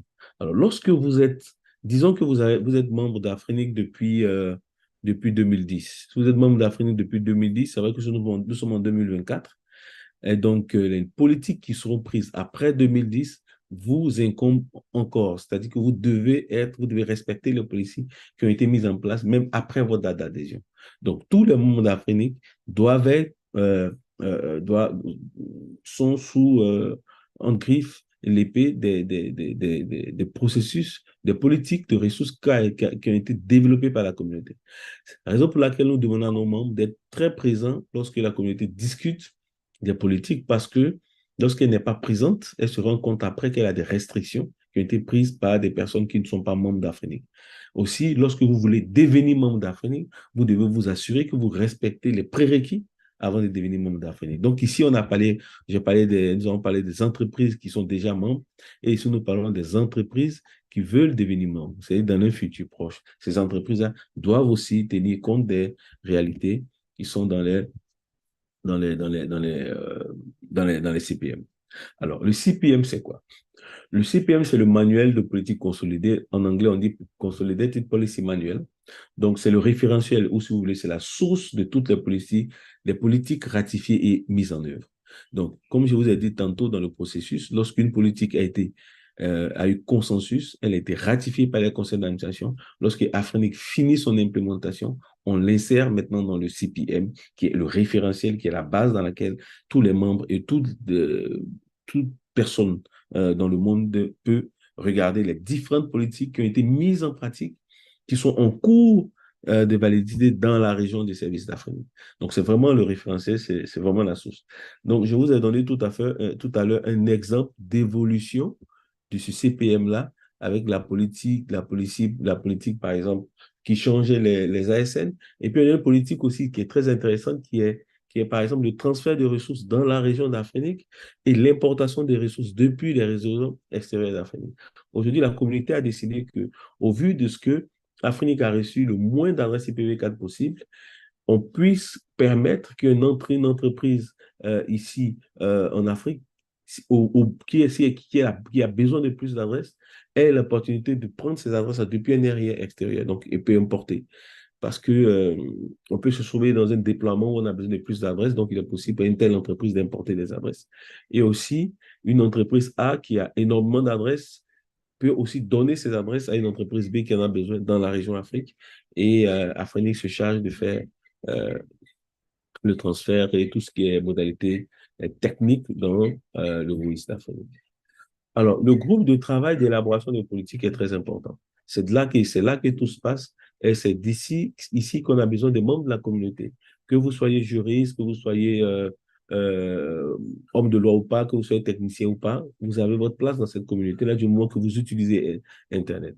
Donc, ce groupe de travail rédige des propositions, elle les discute en ligne au travers des listes de diffusion RPD qui est utilisé. Et elle aussi, elle discute, elle se regroupe en présentiel pour parler. Donc, il y a énormément de discussions sur les listes discussions sur les listes de diffusion de RPD. Ensuite, une fois au moins par an, on se réunit en présentiel pour discuter des propositions là, qui étaient sur les listes là. Et ensuite, ce groupe-là est géré par deux présidents. Hein. Nous avons deux co-présidents qui gèrent un peu les discussions, les débats de cette liste-là. Et ces présidents sont aidés par les policiers liaisons qui font le lien entre le staff afrinique et la communauté. Alors, ce que vous devez savoir, c'est que le staff d'Afrique ne prend pas part aux discussions de politique. Donc, nous vous donnons juste des conseils. Lorsque les co-chairs, les co-présidents que la communauté a sélectionnés demandent un avis Afrinique sur la politique. Là. Donc, aussi, ce qui est intéressant de savoir, c'est que quelquefois, pendant les discussions, là, on a tendance à dire, il parle au nom de qui, il parle en son nom propre, etc., etc. Sachez que vous êtes libre de parler à votre nom propre, vous êtes libre de parler au nom de votre entreprise. Voilà. Donc, si vous êtes un ISP, que vous avez envie d'avoir des avancées au niveau des politiques qu'Afrique propose, vous pouvez, en tant qu'entreprise, travailler et demander à certains de vos staffs de venir présenter votre proposition à nos réunions publiques. Alors, comment faire partie de la communauté? Donc, c'est très important. La première chose, c'est de venir ici, sur la liste RPD, dont le lien est là. Mes collègues vont certainement vous coller ça dans le chat, ou moi, tout à l'heure, je ferai. Lorsque vous avez ça, il faut regarder, il faut lire déjà les politiques déjà discutées. Donc, il est important que lorsque vous êtes un nouveau membre, vous regardez dans les archives pour être à jour, pour voir un peu qu'est-ce qui s'est passé, où est-ce qu'on en est. Donc, c'est important de le faire. OK? Et puis ensuite, lorsque vous avez fait ça, lorsque vous avez lu les archives, vous allez regarder les politiques qui sont en train d'être discutées, vous allez regarder où est-ce qu'on en est, etc., quels sont les blocages et tout. Ensuite, lorsque vous voulez participer, sachez qu'on a le guide, une ligne de conduite à adopter sur le groupe de travail. Donc, il y a une certaine éthique à adopter sur le groupe de travail et donc il faut falloir respecter cette éthique-là. Si vous ne la respectez pas, il y a des sanctions, vous serez empêché de publier, vous serez empêché voilà, de participer aux discussions, vous serez lecture sur les discussions. Donc, il y a pas mal de restrictions qui ont été mises pour faire en sorte que chacun se sente libre et en sécurité de participer aux échanges sur le groupe de travail. Ensuite, à la fin, le plus important, c'est que lorsque vous participez aux échanges, lorsque vous êtes membre de ce groupe, il est important de dire si vous êtes d'accord ou si vous n'êtes pas d'accord avec une policy. Alors, ce qui est intéressant, c'est de dire pourquoi vous n'êtes pas d'accord. En général, on a considéré on a constaté, la communauté a constaté qu'il y a certaines personnes qui disaient, je ne suis pas d'accord, mais elles étaient incapables de dire pourquoi elles n'étaient pas d'accord. Donc, il faut exprimer son soutien envers une politique, mais aussi son opposition, les raisons de son opposition, et aussi donner des moyens d'amélioration. Parce que lorsque quelqu'un a pris son temps pour proposer des textes, il faut que lorsque vous amendez, lorsque vous dites que vous n'êtes pas d'accord avec ce texte, vous l'encouragez en lui donnant des options pour qu'il, lui, en tant qu'auteur d'une policy, puisse les améliorer et avancer. Donc, c'est vraiment pour participer, il faut s'inscrire, lire les archives, c'est vraiment important, voir le code de conduite et ensuite s'exprimer sur les listes. Alors, au-delà de ça, je terminerai sur les initiatives que le staff Afrinic prend. Nous faisons ce qu'on appelle un retour d'expérience. Alors, lorsque les politiques ont été adoptées par la communauté et que le conseil d'administration a ratifié ces politiques et qu'Afrique les a implémentées, nous utilisons les policiers là pour attribuer des adresses, pour faire des mises à jour dans les systèmes, etc., etc. Il se trouve que nous rencontrons des problèmes dans l'exécution de ces policiers-là. Donc, nous faisons une présentation avec tout le staff d'Afrique qu'on regarde avec le member service. Ils nous disent, dans l'implémentation de telle policy, on a eu tel problème, dans celle-là, on a eu tel problème. Cette policy, on voit que les membres se plaignent beaucoup parce que. Et nous, on fait un retour d'expérience à la communauté. Et puis aussi, quelquefois, on a des politiques qui, dans l'implémentation, sont ambiguës. Donc, on a eu quelques exemples comme ça, où dans les implémentations, il y a des ambiguïtés, où il y a deux sections de la même politique qui posent des problèmes dans l'implémentation. Donc, ça aussi, on propose là, on fait un rapport aussi à la communauté. Et puis, c'est la communauté maintenant de décider, OK, d'en discuter. Donc, la communauté décide d'en discuter où elle peut proposer des politiques. Elle peut proposer des politiques. Alors, l'une des politiques qui a été vraiment proposée avec le retour d'expérience, c'est le ASN Allocation. Donc, où les membres avaient vraiment de gros problèmes parce que la communauté avait dit il faut 2 upstream providers avant d'avoir un ASN, alors que la plupart des upstream providers, qu'ils soient uniques ou pas, demandaient le numéro d'AS pour pouvoir demander pardon, les objets de route, des objets de routage internet, la politique de routage qui se manifeste dans la création d'un objet de route dans la base de données WIS. Et pour créer un objet de route, vous avez besoin d'ASN. Donc, les membres se trouvaient dans des situations où il fallait jongler à chaque fois. Et donc, on a présenté à la communauté ce problème et la communauté a réagi en proposant un test qui amende l'ancienne loi et disant qu'aujourd'hui, on n'a plus besoin d'avoir 2 upstream providers pour avoir un ASN. Il suffit d'être membre d'Afrinig et d'avoir un seul upstream provider pour pouvoir avoir un numéro d'AS. Donc, j'espère que cette présentation a été assez informative pour vous. Donc, je vous dis merci pour votre attention et votre patience. Je passe maintenant le micro au modérateur. Stéphane, le micro. Merci. Merci, Brice Abba. Merci pour cette brillante présentation qui nous instruit de façon très, très, très approfondie sur les politiques de gestion des ressources et comment participer. J'espère que nos participants aujourd'hui ont été vraiment édifiés et qu'on aura plus d'inscriptions sur nos listes, notamment sur la liste RPD. Le lien a été partagé dans le groupe. Bon, il y a une question pour vous, Monsieur Brice. Comme Brice vient de le dire, comment inverser une situation où les ressources IP d'un espace ou d'un continent sont gérées par une structure d'un autre espace ou continent. Je ne sais pas si je vois Brice sourire, mais je vais quand même me OK, permettre de demander à Brice de dire un mot. d'accord. Alors, Ensuite, donc, c'est ce que je disais tantôt, hein. Afrinic, en tant que registre régional, se doit d'être neutre et ne gère les ressources qu'avec les propositions de politique qui ont été créées par les membres d'Afrique, par la communauté afrinique. Alors, lorsque la communauté se rend compte d'une situation, c'est à la communauté de prendre déjà les chevaux et proposer une loi pour restreindre cela. Alors aujourd'hui, il y a, on a reçu énormément de retours disant qu'il y a des ressources qui étaient utilisées dans des zones où elles ne devraient pas être utilisées. Donc, Afrinic a fait ce qu'on appelle le Access Review. Alors, le Access Review est une initiative prise par Afrinic, mais qui est dans le ICP2, c'est-à-dire qu'on a le droit de le faire. C'est-à-dire de temps en temps, Afrinic peut demander à un membre et voir un membre et l'aider à respecter les politiques. OK? Donc, en fonction du contrat que ce membre a signé, Afrinic peut décider une année de prendre, par exemple, 20 ou 50 membres, de regarder ce que ces membres-là font avec les adresses et de regarder ce que ce membre-là dit qu'il ferait avec ces adresses. Et lorsque il y a des inconsistances, on demande aux membres d'être consistants, de faire en sorte que cela se règle. Donc, aujourd'hui, c'est comme ça que nous réglons les adresses qui sont utilisées de manière qu'elles ne devraient pas. OK? Voilà. Donc, si vous signez un contrat pour dire, j'utilise ces adresses pour faire un data center. Si après vous en faites, vous utilisez ces adresses-là pour connecter des clients Internet, l'usage a changé. Et lorsque l'usage change, le contrat que vous signez à Afrinic dit de notifier sur Afrinic.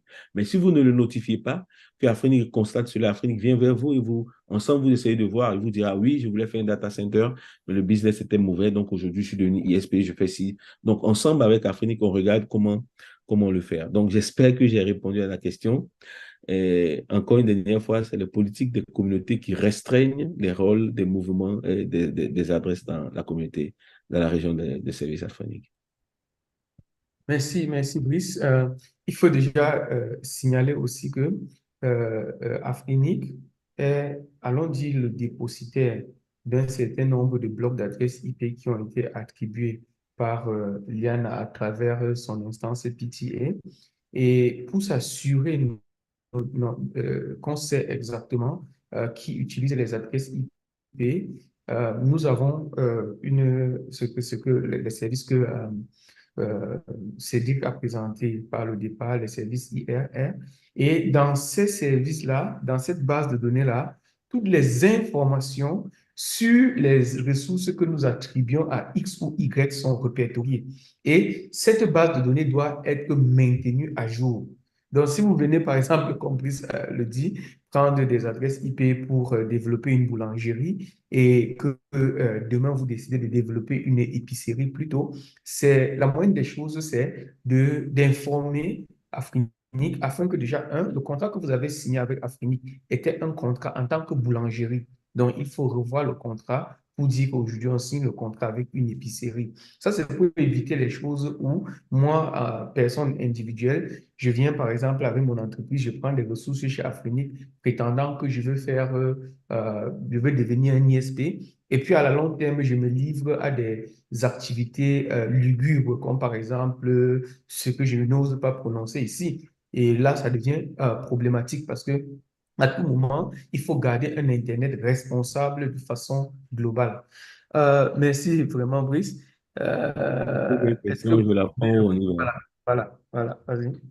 OK, bon, la deuxième question concerne, c'est quelles sont les mesures prises pour rassurer que les personnes qui participent aux discussions policières sont réellement mandatées par une communauté locale réelle pour éviter qu'elles n'œuvrent pour d'autres intérêts que ceux de la communauté. Alors, c'est un peu ce que j'ai dit tout à l'heure. La communauté, quand je présentais le slide, vous avez vu que la communauté était ouverte. Elle est ouverte et elle peut être individuelle ou vous pouvez venir représenter les intérêts de votre entreprise. Alors, aujourd'hui, je crois l'année dernière, on avait voulu mettre un peu des restrictions, c'est-à-dire un système qui allait permettre de s'assurer que on n'a pas de robot. Ça, c'était déjà qu'on n'a pas de robot. Hein. Know your customer. Donc, les applications qu'on appelle connaître ton client, qui, lorsque tu t'inscris, demande de carte d'identité, demande la photo. Mais la communauté n'était pas très favorable à cela. Donc, c'est une initiative qui a été arrêtée. Donc, moi, le conseil que je donnerais, c'est-à-dire aujourd'hui, comme Afrinic, puisque Afrinic ne peut pas prendre part aux discussions que vous avez entre vous, il faut qu'il y ait plus de personnes qui combattent ces personnes-là, combattent en griffe ces personnes-là qui, selon elles, euh, ne parlent pas pour l'intérêt de l'Afrique. L'Afrique ne peut pas le faire. Mais si 20 personnes, il y a une personne qui est soupçonnée de pousser pour des intérêts d'une tierce organisation, une tierce autre personne. Les 19 autres personnes ne doivent pas rester là à la regarder. Ces 19 autres personnes doivent mettre des arguments pour dire qu'attention, ce que tu dis n'est pas bon pour notre communauté parce que. Donc, c'est les restrictions que Afrinic met. On avait voulu mettre, comme j'ai dit, Know Your Customer, connaître ton client l'année dernière, mais la communauté n'a pas vraiment apprécié cela. Donc, la deuxième option qui reste, c'est celle de la communauté qui, devant de l'imposture, doit se lever et dénoncer cette imposture-là. Dans les règles de l'art, comme j'ai dit, il y a des codes de conduite, pas d'insulter, mais de dire que, voilà, les intérêts ou bien ces politiques que tu proposes ne sont pas bien pour la communauté parce que. Donc, c'est un peu ce que je voulais dire pour la deuxième question. Merci, Stéphane. Merci pour cette brillante participation et pour cette maîtrise du sujet. Vraiment, nous louons cette expertise pour le continent et nous espérons que tous ceux qui sont actifs ici aujourd'hui, qui participent, vont vraiment exploiter ces ressources que nous avons, notamment les personnes telles que Brice, Wafa, Cédric, Willy, qui sont là aujourd'hui pour vous soutenir pour le développement des initiatives que vous prenez pour l'Internet dans votre pays et sur le continent. Sans plus tarder, je vais passer la parole à notre troisième panéliste de la journée. Ce sera Madame Wafa. Et voilà, les femmes à l'honneur. Euh, et voilà. Donc, il y a une dernière chose, s'il te plaît. Les autres questions, on va les prendre à la fin, hein. Ou bien si on n'a pas le temps, on va les répondre directement. Donc, c'est ce qui avait été prévu à la fin, au début de la session. Oui, justement, il y a des questions qu'on va prendre à la fin. Il y a d'autres questions qu'on va répondre directement par texte. Voilà. Merci, Brice. Alors, Rafa, comment Oui. vas-tu? Ouais, très bien, merci. Donc, juste, je partage ma présentation.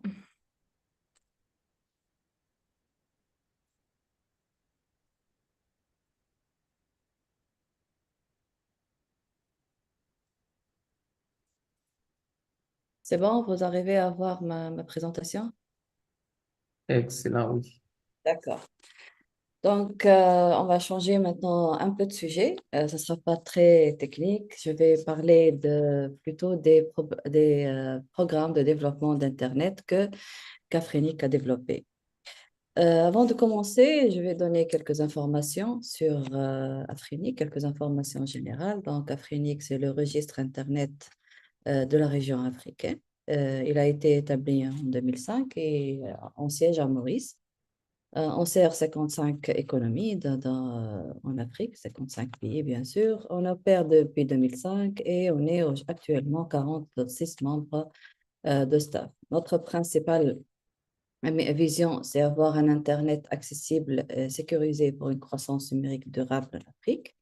Et notre principale mission, c'est servir la communauté Internet africaine en fournissant bien sûr des services qui ont été déjà présentés et nous sommes toujours là pour rénover dans des nouveaux services s'il y a le cas ou s'il y a le besoin. Et bien sûr, dans un environnement global multipartite que, comme Brice déjà vient de présenter, et notre collègue Cédric.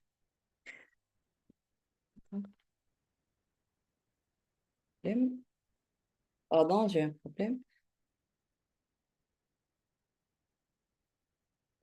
Alors, passons maintenant pour parler de ces programmes qu'Afrenic a développés pour, bien sûr, le développement, qu'a mis en place pour le développement de l'Internet. Tout d'abord, pourquoi nous avons créé ces programmes? Pourquoi Afrinic a pensé à établir ce programme? Si on regarde un peu, on a tendance à croire que Afrinic est un organisme essentiellement qui traite les sujets techniques. C'est un organisme qui essentiellement parle des politiques de gestion de ses ressources et de ses numéros d'Internet, mais nous allons au-delà de ça. Comme j'ai dit tout à l'heure dans notre mission, dans notre valeur, pour se conformer à ce qu'on s'engage, on est là essentiellement aussi pour promouvoir un Internet stable, sécurisé et durable pour, bien sûr, la région de l'Afrique. C'est dans ce sens qu'on a qu'on a développé ces programmes qui vont nous permettre à connecter toute l'Afrique au monde, qui vont nous permettre aussi à nous engager, à continuer à sensibiliser, à renforcer les capacités en matière d'accès et de développement Internet, et aussi combler la fracture numérique par rapport aux autres, localement déjà, par rapport aux utilisateurs, au type d'utilisateurs, et par rapport aussi aux autres parties, aux autres régions dans le monde.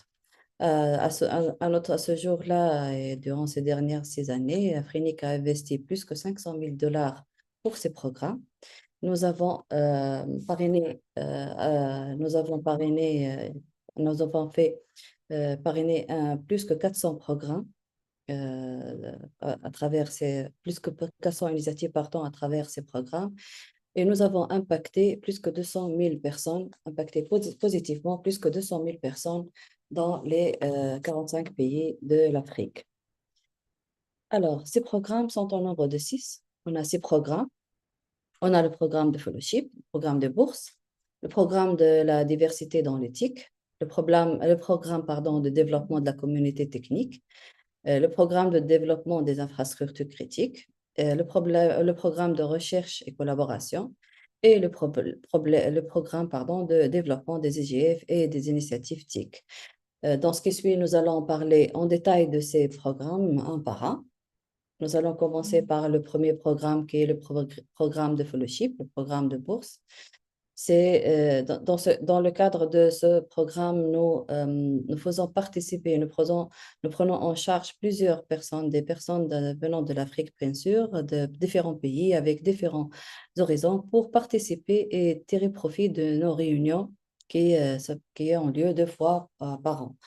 Notre objectif principal à travers ce programme de bourse, c'est de favoriser une communauté de futurs leaders potentiels. Nous avons besoin de plus de personnes qui ont connaissance de ce que fait Afrinic, de la mission d'Afrinic, de ses valeurs.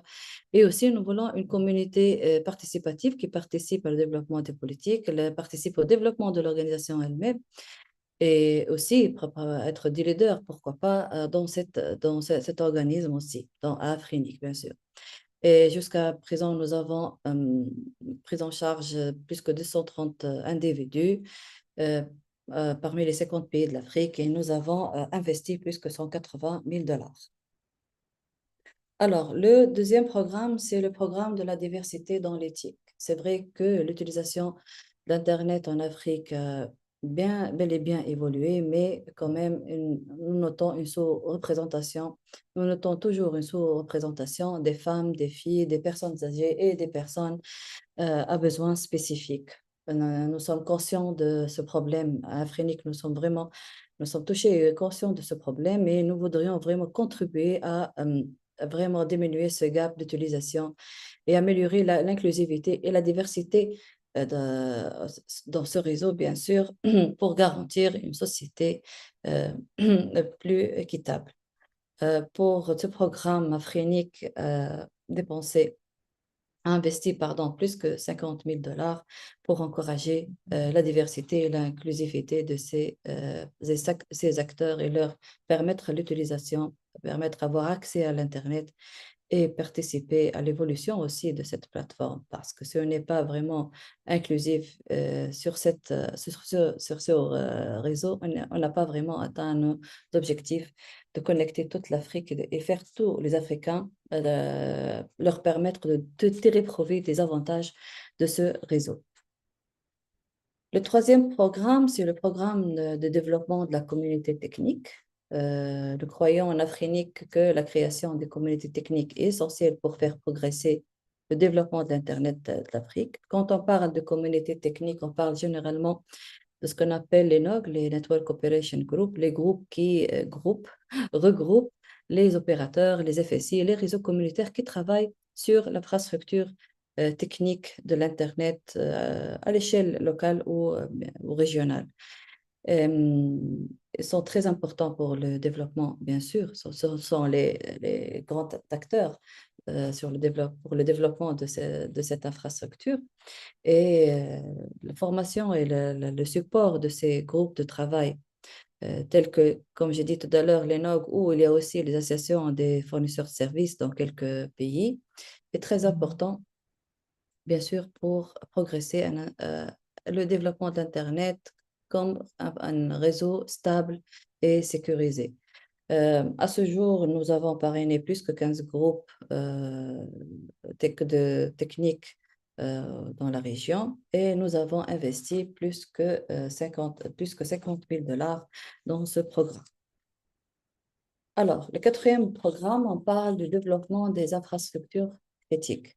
L'Internet est technique de base. De base, c'est une infrastructure technique et note l'existence de plusieurs infrastructures critiques qui vraiment contribuent au développement durable et la sécurité de l'Internet, telles que par exemple surtout les points d'échange Internet et les plateformes de DNS sécurisées. On sait très bien que les points d'échange participent beaucoup à la baisse des prix pour l'utilisation d'Internet et une bonne latence et un bon accès au contenu, surtout local. Et c'est pour cela que l'Afrique supporte ces infrastructures techniques critiques qui permettent d'accélérer l'accès universel, de promouvoir le développement économique et social, bien sûr, avec une bonne baisse de prix et un bon accès, un accès rapide et la promotion du contenu à travers ces infrastructures critiques et aussi permettent de renforcer et étendre les infrastructures d'Internet. Donc, tant qu'on on est ces structures dans notre réseau, on est vraiment dans la bonne voie de l'évolution de ce réseau durable et sécurisé.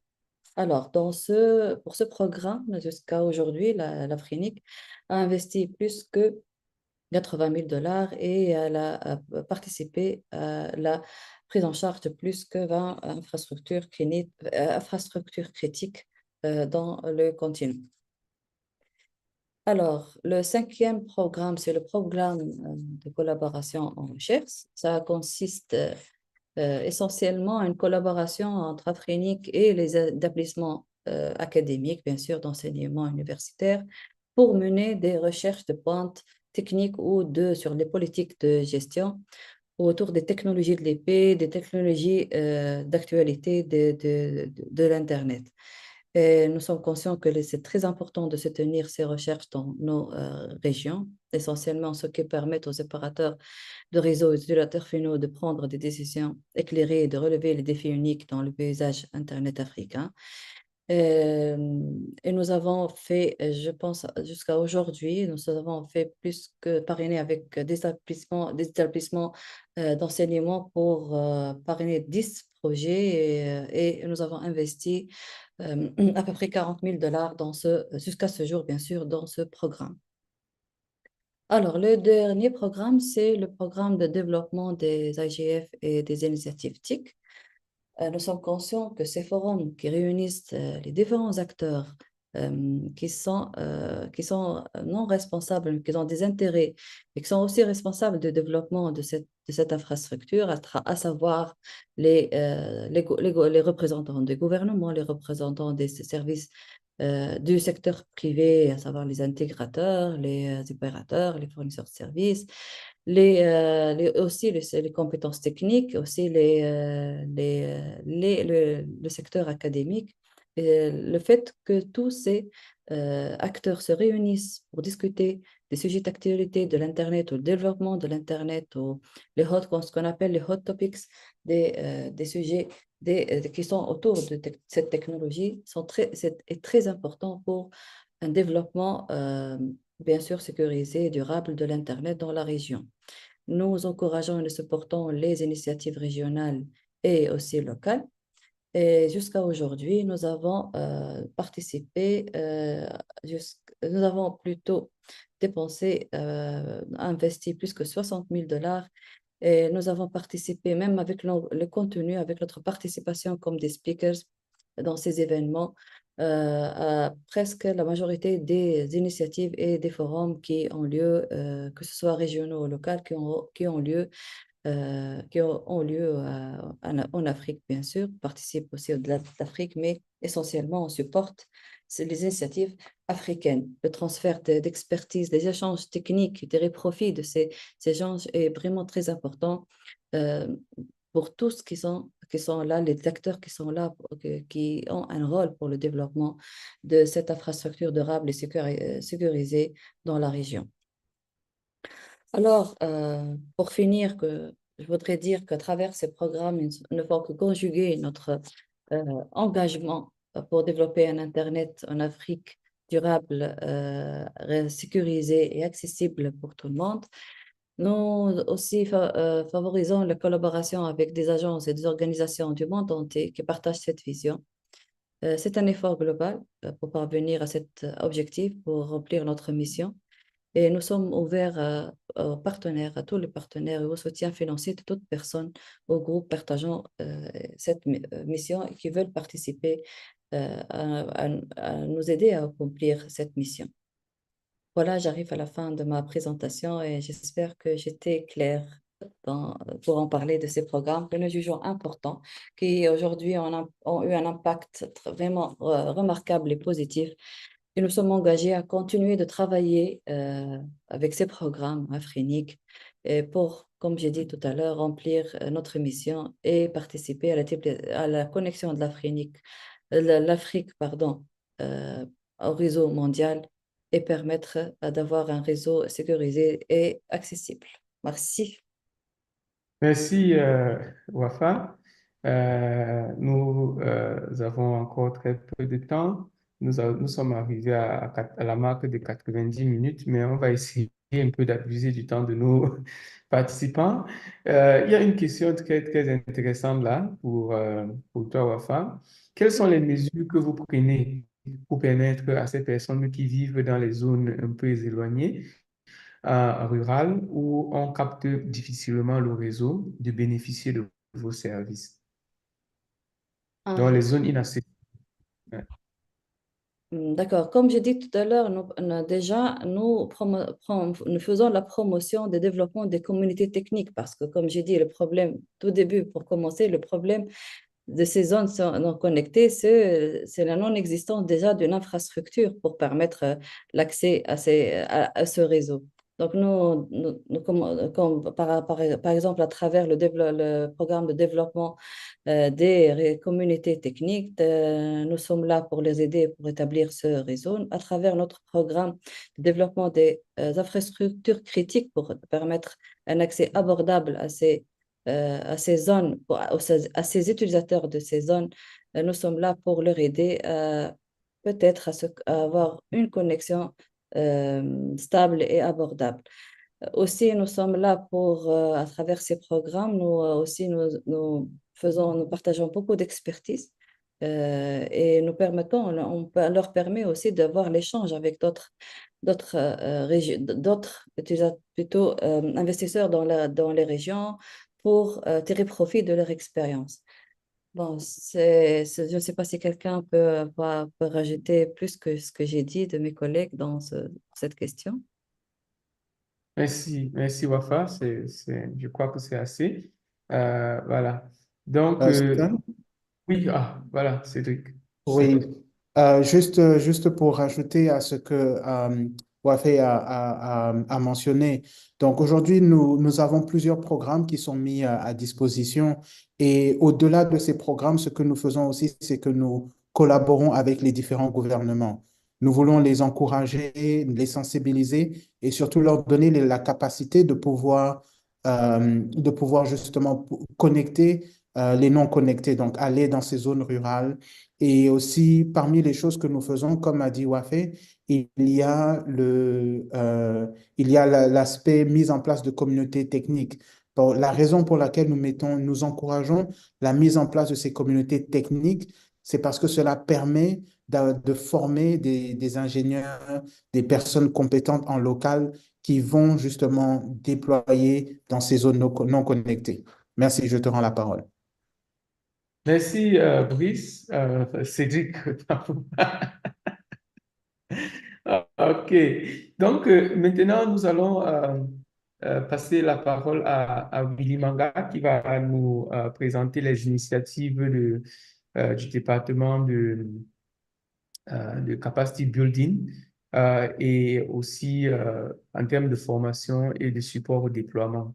Donc, Willy, nous avons traversé la marque du temps, donc qui est d'être un peu, je vais dire, pas trop traîné, quoi. Vas-y. Merci Stéphane.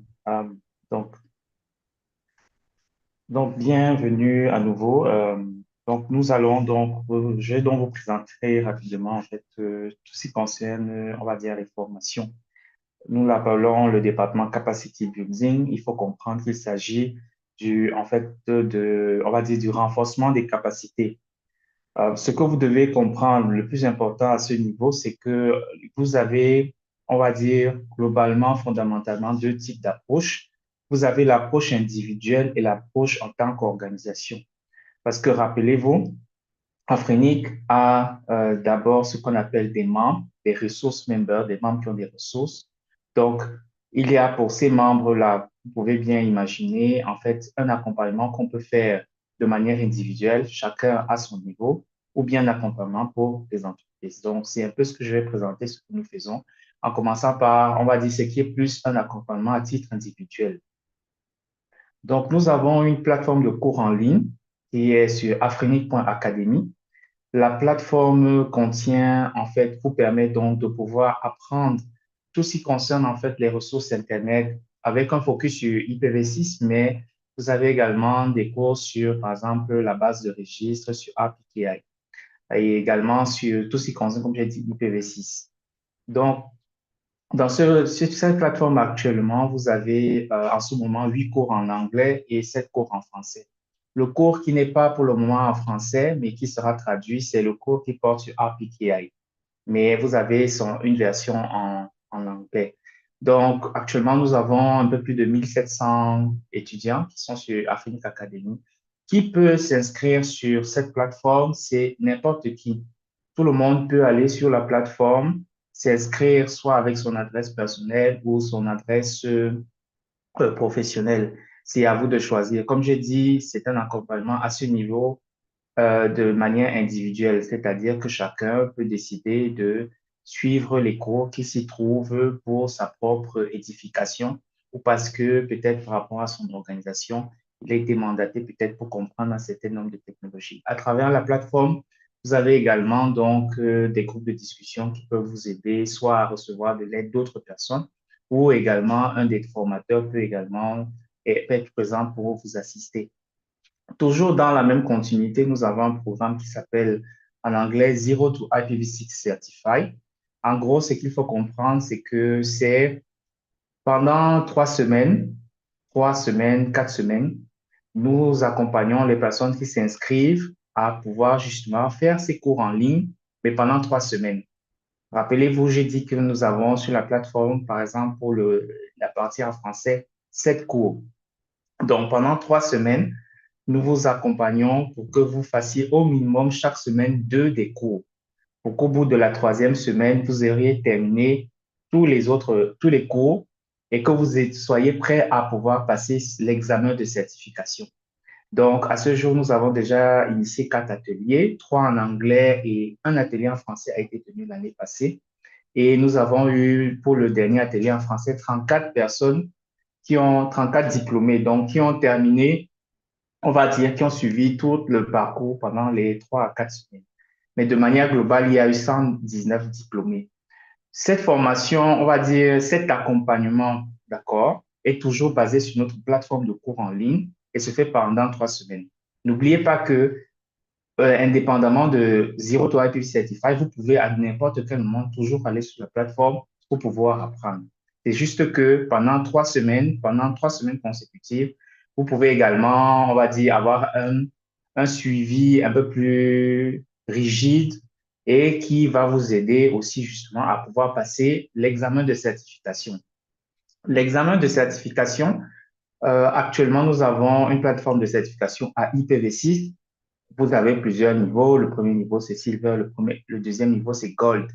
Donc, si vous voulez évaluer vos compétences en IPv6, vous voulez voir si vous comprenez et aussi vous voulez avoir, par exemple, une certification dans le domaine d'IPv6, Afrinic dispose d'une des meilleures plateformes au monde actuellement en termes de certification. Donc, c'est certifix.io. Et à ce jour, l'année passée, par exemple, nous avons eu 85 candidats sur cette plateforme et nous avons un certain nombre de partenaires un peu dans le monde entier. Les questions sur la plateforme sont en français et en anglais, donc c'est à vous de choisir ce que vous voulez en termes de questions, si vous voulez faire l'examen en français ou si vous faites en anglais. Mais l'objectif étant de vous aider à pouvoir avoir une certification IPv6 sur IPv6. Donc, jusque-là, je vous ai présenté les formations, on va dire tout ce qui est accompagnement à titre individuel. Le dernier aspect que je vais aborder, c'est l'assistance au déploiement. L'assistance au déploiement ici concerne maintenant ceux qui sont membres ou qui vont potentiellement devenir membres. C'est-à-dire que dans le cadre de votre entreprise, parce que vous avez des ressources Internet allouées par Afrinic, assignées par Afrinic, vous avez soit une question, parce que peut-être vous avez besoin de comprendre comment fonctionne, vous n'arrivez pas à comprendre comment fonctionne tel ou tel aspect, ou bien parce que vous voulez être compliant. Par exemple, ceux qui ont IPv6, vous savez que vous devez annoncer vos ressources dans un délai de 12 mois. Donc, on peut vous accompagner à pouvoir le faire par rapport à votre entreprise. Donc, vous voyez qu'ici, on ne s'arrête pas à l'individu, mais en fait, on travaille avec une personne ou des personnes qui sont dans une organisation et nous aidons cette organisation à pouvoir améliorer, mettre en place quelque chose pour son organisation dans son infrastructure technique. Donc, c'est ça, l'assistance au déploiement porte sur IPv6, toutes les questions liées en fait à la gestion des ressources, des, des informations dans la base IRR et également ce qui porte sur API. Et à ce jour, nous avons déjà assisté depuis 2019 83 organisations à atteindre au moins 3 indicateurs de déploiement. Par indicateur de déploiement, il faut comprendre aider les organisations, par exemple, à annoncer leur préfixe, à activer IPv6 dans le cœur du réseau, activer IPv6 sur des services DNS, aider les organisations à générer des ROA qui répondent aux bonnes pratiques, que ce soit en IPv6 ou IPv4. Donc, voilà en gros les différents programmes que nous avons. Donc, comme j'ai indiqué, accompagnement individuel, accompagnement au niveau organisationnel. Le dernier que vous avez à l'écran est donc, comme je le disais, beaucoup plus porté sur l'assistance que nous fournissons à vos organisations et dans le cadre de leur infrastructure technique. Merci beaucoup.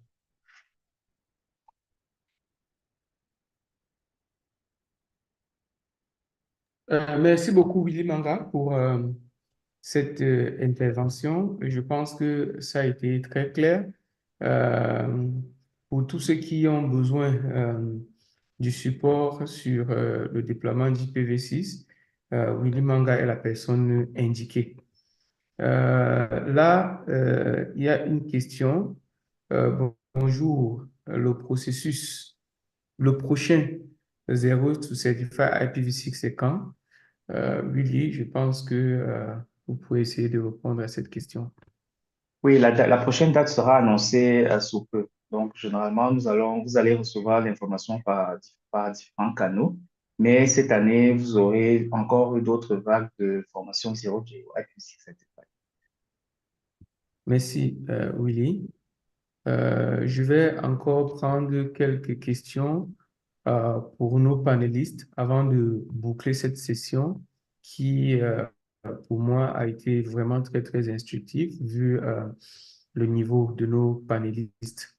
Il y a une question pour les questions, notamment, est-ce que, Cédric, est-ce que tu peux toucher un mot sur le RPKI encore en résumant les questions, notamment quelle est la durée maximum d'un certificat BPKI, quelle est la durée maximum d'un ROI.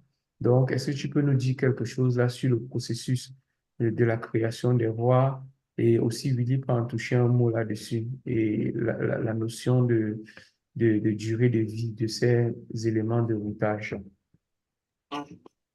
OK, merci beaucoup Stéphane et merci pour la question. Donc, il y avait déjà une première question concernant le BPKI, donc le BPKI en anglais.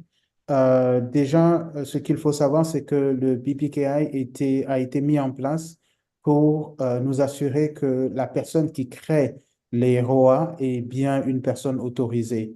Donc, c'est un certificat qui va être délivré à une personne et qui va être utilisé pour créer les ROA.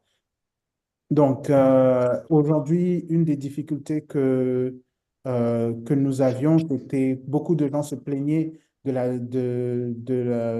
contraintes d'utilisation de BPKI. Donc, c'est pour ça que nous avons mis en place l'authentification multifacteur, donc, qui est disponible aujourd'hui au niveau de la plateforme MyAfrenic. Et donc, pour ceux qui ont des difficultés ou des contraintes avec BPKI, donc nous vous encourageons à utiliser l'authentification multifacteur à cet effet. Donc, en ce qui concerne maintenant euh, la durée maximum d'un certificat BPKI, généralement, ça va aller autour de 2, 3 ans par là. Je cherchais la date, la durée exacte parce que souvent, ça change. Mais nous encourageons vraiment les membres à pouvoir justement aller vers l'authentification multifacteur pour éviter les problèmes avec BPKI parce que un autre point une question qui avait été posée, c'est est-ce que nous envoyons des notifications automatiques lors de l'expiration? Non, parce que nous avons préféré travailler sur l'authentification multifacteur qui semblait-il être plus facile pour les membres. Donc aussi, je profite aussi pour rappeler que tous les services que nous avons mis en place sont pour nos membres il n'y a pas de coût additionnel et nous vous encourageons autant à utiliser ces services et aussi les programmes que WAFE a partagés. Nous encourageons les membres à pouvoir vraiment les utiliser et à y prendre part. Je vais laisser Merci. la question sur les ROA à Willy. D'accord. Oui, juste dire rapidement, c'est chaque utilisateur à son niveau qui peut définir la durée, donc sur l'interface. Donc maintenant, il y a juste des bonnes pratiques. Il n'y a pas un standard adopté pour le moment en termes de RSC, mais dans les bonnes pratiques, la durée d'un ROA, on va dire, devrait être entre 6 mois, 2 ans, 3 ans. Le plus important étant que vous, à votre niveau, comme tout certificat d'ailleurs, c'est pas simplement pour les ROA, que vous ayez toujours en fait un cycle de renouvellement. Et dans le cycle de renouvellement, il faut toujours générer de nouveaux certificats avant la date d'expiration des anciens. Par exemple, vous parlez même du roulement des clés. Donc, il sait par exemple que généralement dans ce genre de processus, vous générez de nouveaux, vous les mettez déjà dans le système. Les anciens vont toujours continuer à être visibles, mais les nouveaux que vous avez générés vont être en fait pris par la suite. Donc, ça dépend, la durée dépend, mais dans les bonnes pratiques, ça peut être 2, 3 ans au maximum. Et le plus important, c'est de les renouveler par la suite. Merci. Merci, Ok, merci. si Stéphane permet, je voulais dire aussi pour assez rapidement. Donc, en général, lorsque vous travaillez avec les cryptosystèmes, vous avez ce que vous appelez le statement practice, c'est-à-dire en fonction de vos réalités dans vos systèmes d'information, vous décidez des pratiques de votre cryptosystème.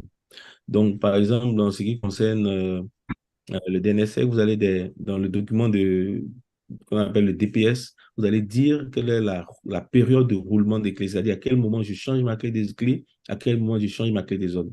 Donc, vous pouvez avoir ces mêmes un document comme ça aussi dans votre entreprise pour gérer tout ce qui est RPKI.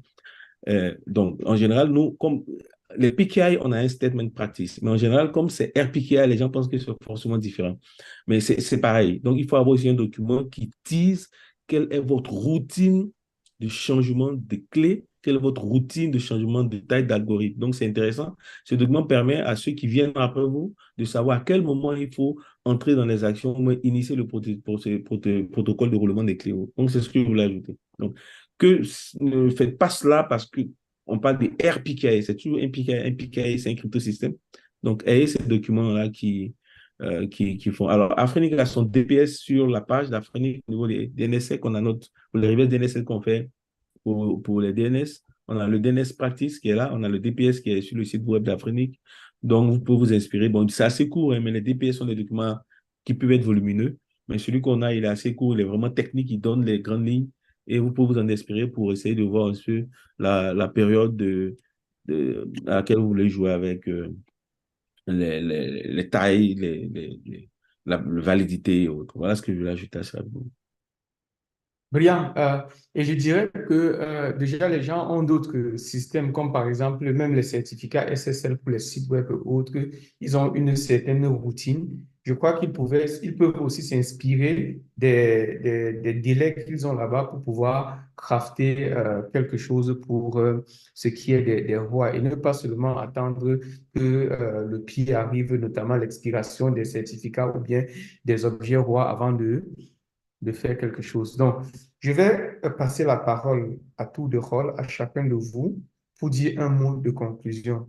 Et comme vous savez, nous sommes dans un monde béni. Donc, on va commencer par les dames. Wafa, est-ce que tu peux nous dire un mot de conclusion pour ce webinaire? Oui, oui, bien sûr, avec plaisir.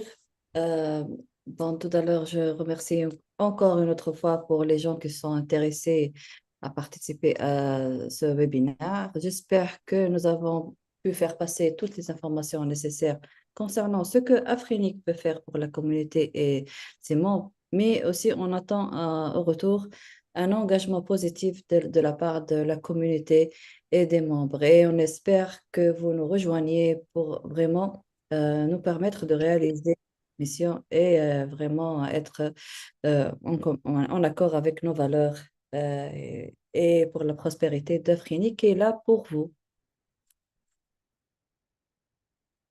Merci, merci. Willy, un mot de conclusion. Oui, simplement vous encourager à nous contacter lorsque vous avez une incompréhension ou bien vous ne savez pas comment utiliser de la meilleure façon qui soit les ressources que nous avons. Et nous encourageons à votre niveau à participer voilà, au bon usage des ressources. Et n'oubliez pas que chacun d'entre nous, pour le faire à plusieurs niveaux, niveau individuel, niveau de votre organisation, il y a plusieurs façons de participer. Merci. Merci, Willy. Cédric? Merci beaucoup, Stéphane. En tout cas, c'était un plaisir parce que il faut préciser que c'est le premier webinaire en français et c'est suite à toutes les demandes qui avaient été faites d'avoir des webinaires dans une autre langue que l'anglais. Donc, voilà, et nous espérons vraiment que nos participants ont aimé et nous vous encourageons à participer encore fortement aux autres présentations que nous ferons. Nous avons au niveau d'Afrenic donc des services qui sont là. Comme vous avez pu le voir, il y a des services qui sont réservés aux membres, des services qui sont ouverts beaucoup plus à la communauté et nous vous encourageons vraiment à participer, à bénéficier de ces services parce que nous les avons mis en place pour vous. Nos équipes sont là, sont disponibles pour pouvoir discuter, échanger, vous soutenir. Donc voilà, n'hésitez pas à nous contacter s'il y a quoi que ce soit. Merci beaucoup, Stéphane. Merci, Cédric. Brice? Merci Stéphane. Alors, ma conclusion sera une réponse hein, à une préoccupation de l'un de nos panélistes, de nos participants, pardon, qui demandait comment faire en sorte que des membres qui sont pas dans la région d'Afrique ne prennent pas le dessus sur les discussions que nous avions à Afrique. Alors ici, je parlerai, hein, ce sera la conclusion, c'est simplement de demander à la communauté de s'inscrire sur nos listes et parce que le nombre, la balance du nombre va faire le travail. Si vous n'allez pas avoir, par exemple, tous les Russes qui vont s'intéresser à ce qu'Afrique fait. Donc, vous allez avoir une poignée de Russes dans l'exemple que vous avez donné, une poignée d'Anglais, une poignée de Chinois, une poignée de Japonais, mais le max, le nombre des participants africains va faire la différence parce que nous savons mieux ce qui est bon pour nous. Donc, si nous sommes nombreux, notre volonté et nos objectifs primeront sur ceux des autres. Voilà ce que je voulais dire. Excellent, très excellent comme réponse. Et voilà, on termine comme ça le webinaire et je suis vraiment, vraiment très, très content de cette participation. Nous avons eu 49 participants qui ont tenu jusqu'à la fin. Ça prouve l'engagement du contenu que nous avons présenté. Ça prouve aussi un désir de nos participants de pouvoir apprendre et peut-être participer. La réalité que nous avons, c'est que la communauté francophone, pour ne pas être discriminatoire, est beaucoup restée en retrait dans la participation aux activités d'Afrique. On espère qu'avec ces webinaires en français que nous allons faire désormais plus régulièrement, nous allons réveiller cette communauté-là de sorte que vous puissiez participer activement aux activités d'Afrique et au développement d'Internet dans la région. Merci encore une fois de plus et nous vous invitons à, lorsque vous allez fermer votre application Zoom, vous aurez un survey, un sondage qui va vous inviter à évaluer cette session. Donnez-nous votre évaluation, prenez de votre temps précieux pour nous donner de votre évaluation parce que votre retour d'information nous permettra de nous améliorer et de mieux vous servir. Vous avez vu que Afrini, contrairement à ce que les gens veulent véhiculer, n'est pas que un registre pour cataloguer les ressources Internet, mais nous avons des experts chevronnés en la matière. Vous avez des gens comme Brice, des gens comme Wafa, des gens comme Cédric qui sont là, des gens comme Willy qui sont là avec beaucoup d'années d'expérience à votre service. Exploitez-les au maximum afin qu'ensemble, nous ayons un meilleur Internet sur le continent. Merci et à la prochaine. Bye bye. Bye bye. Bye. Bye.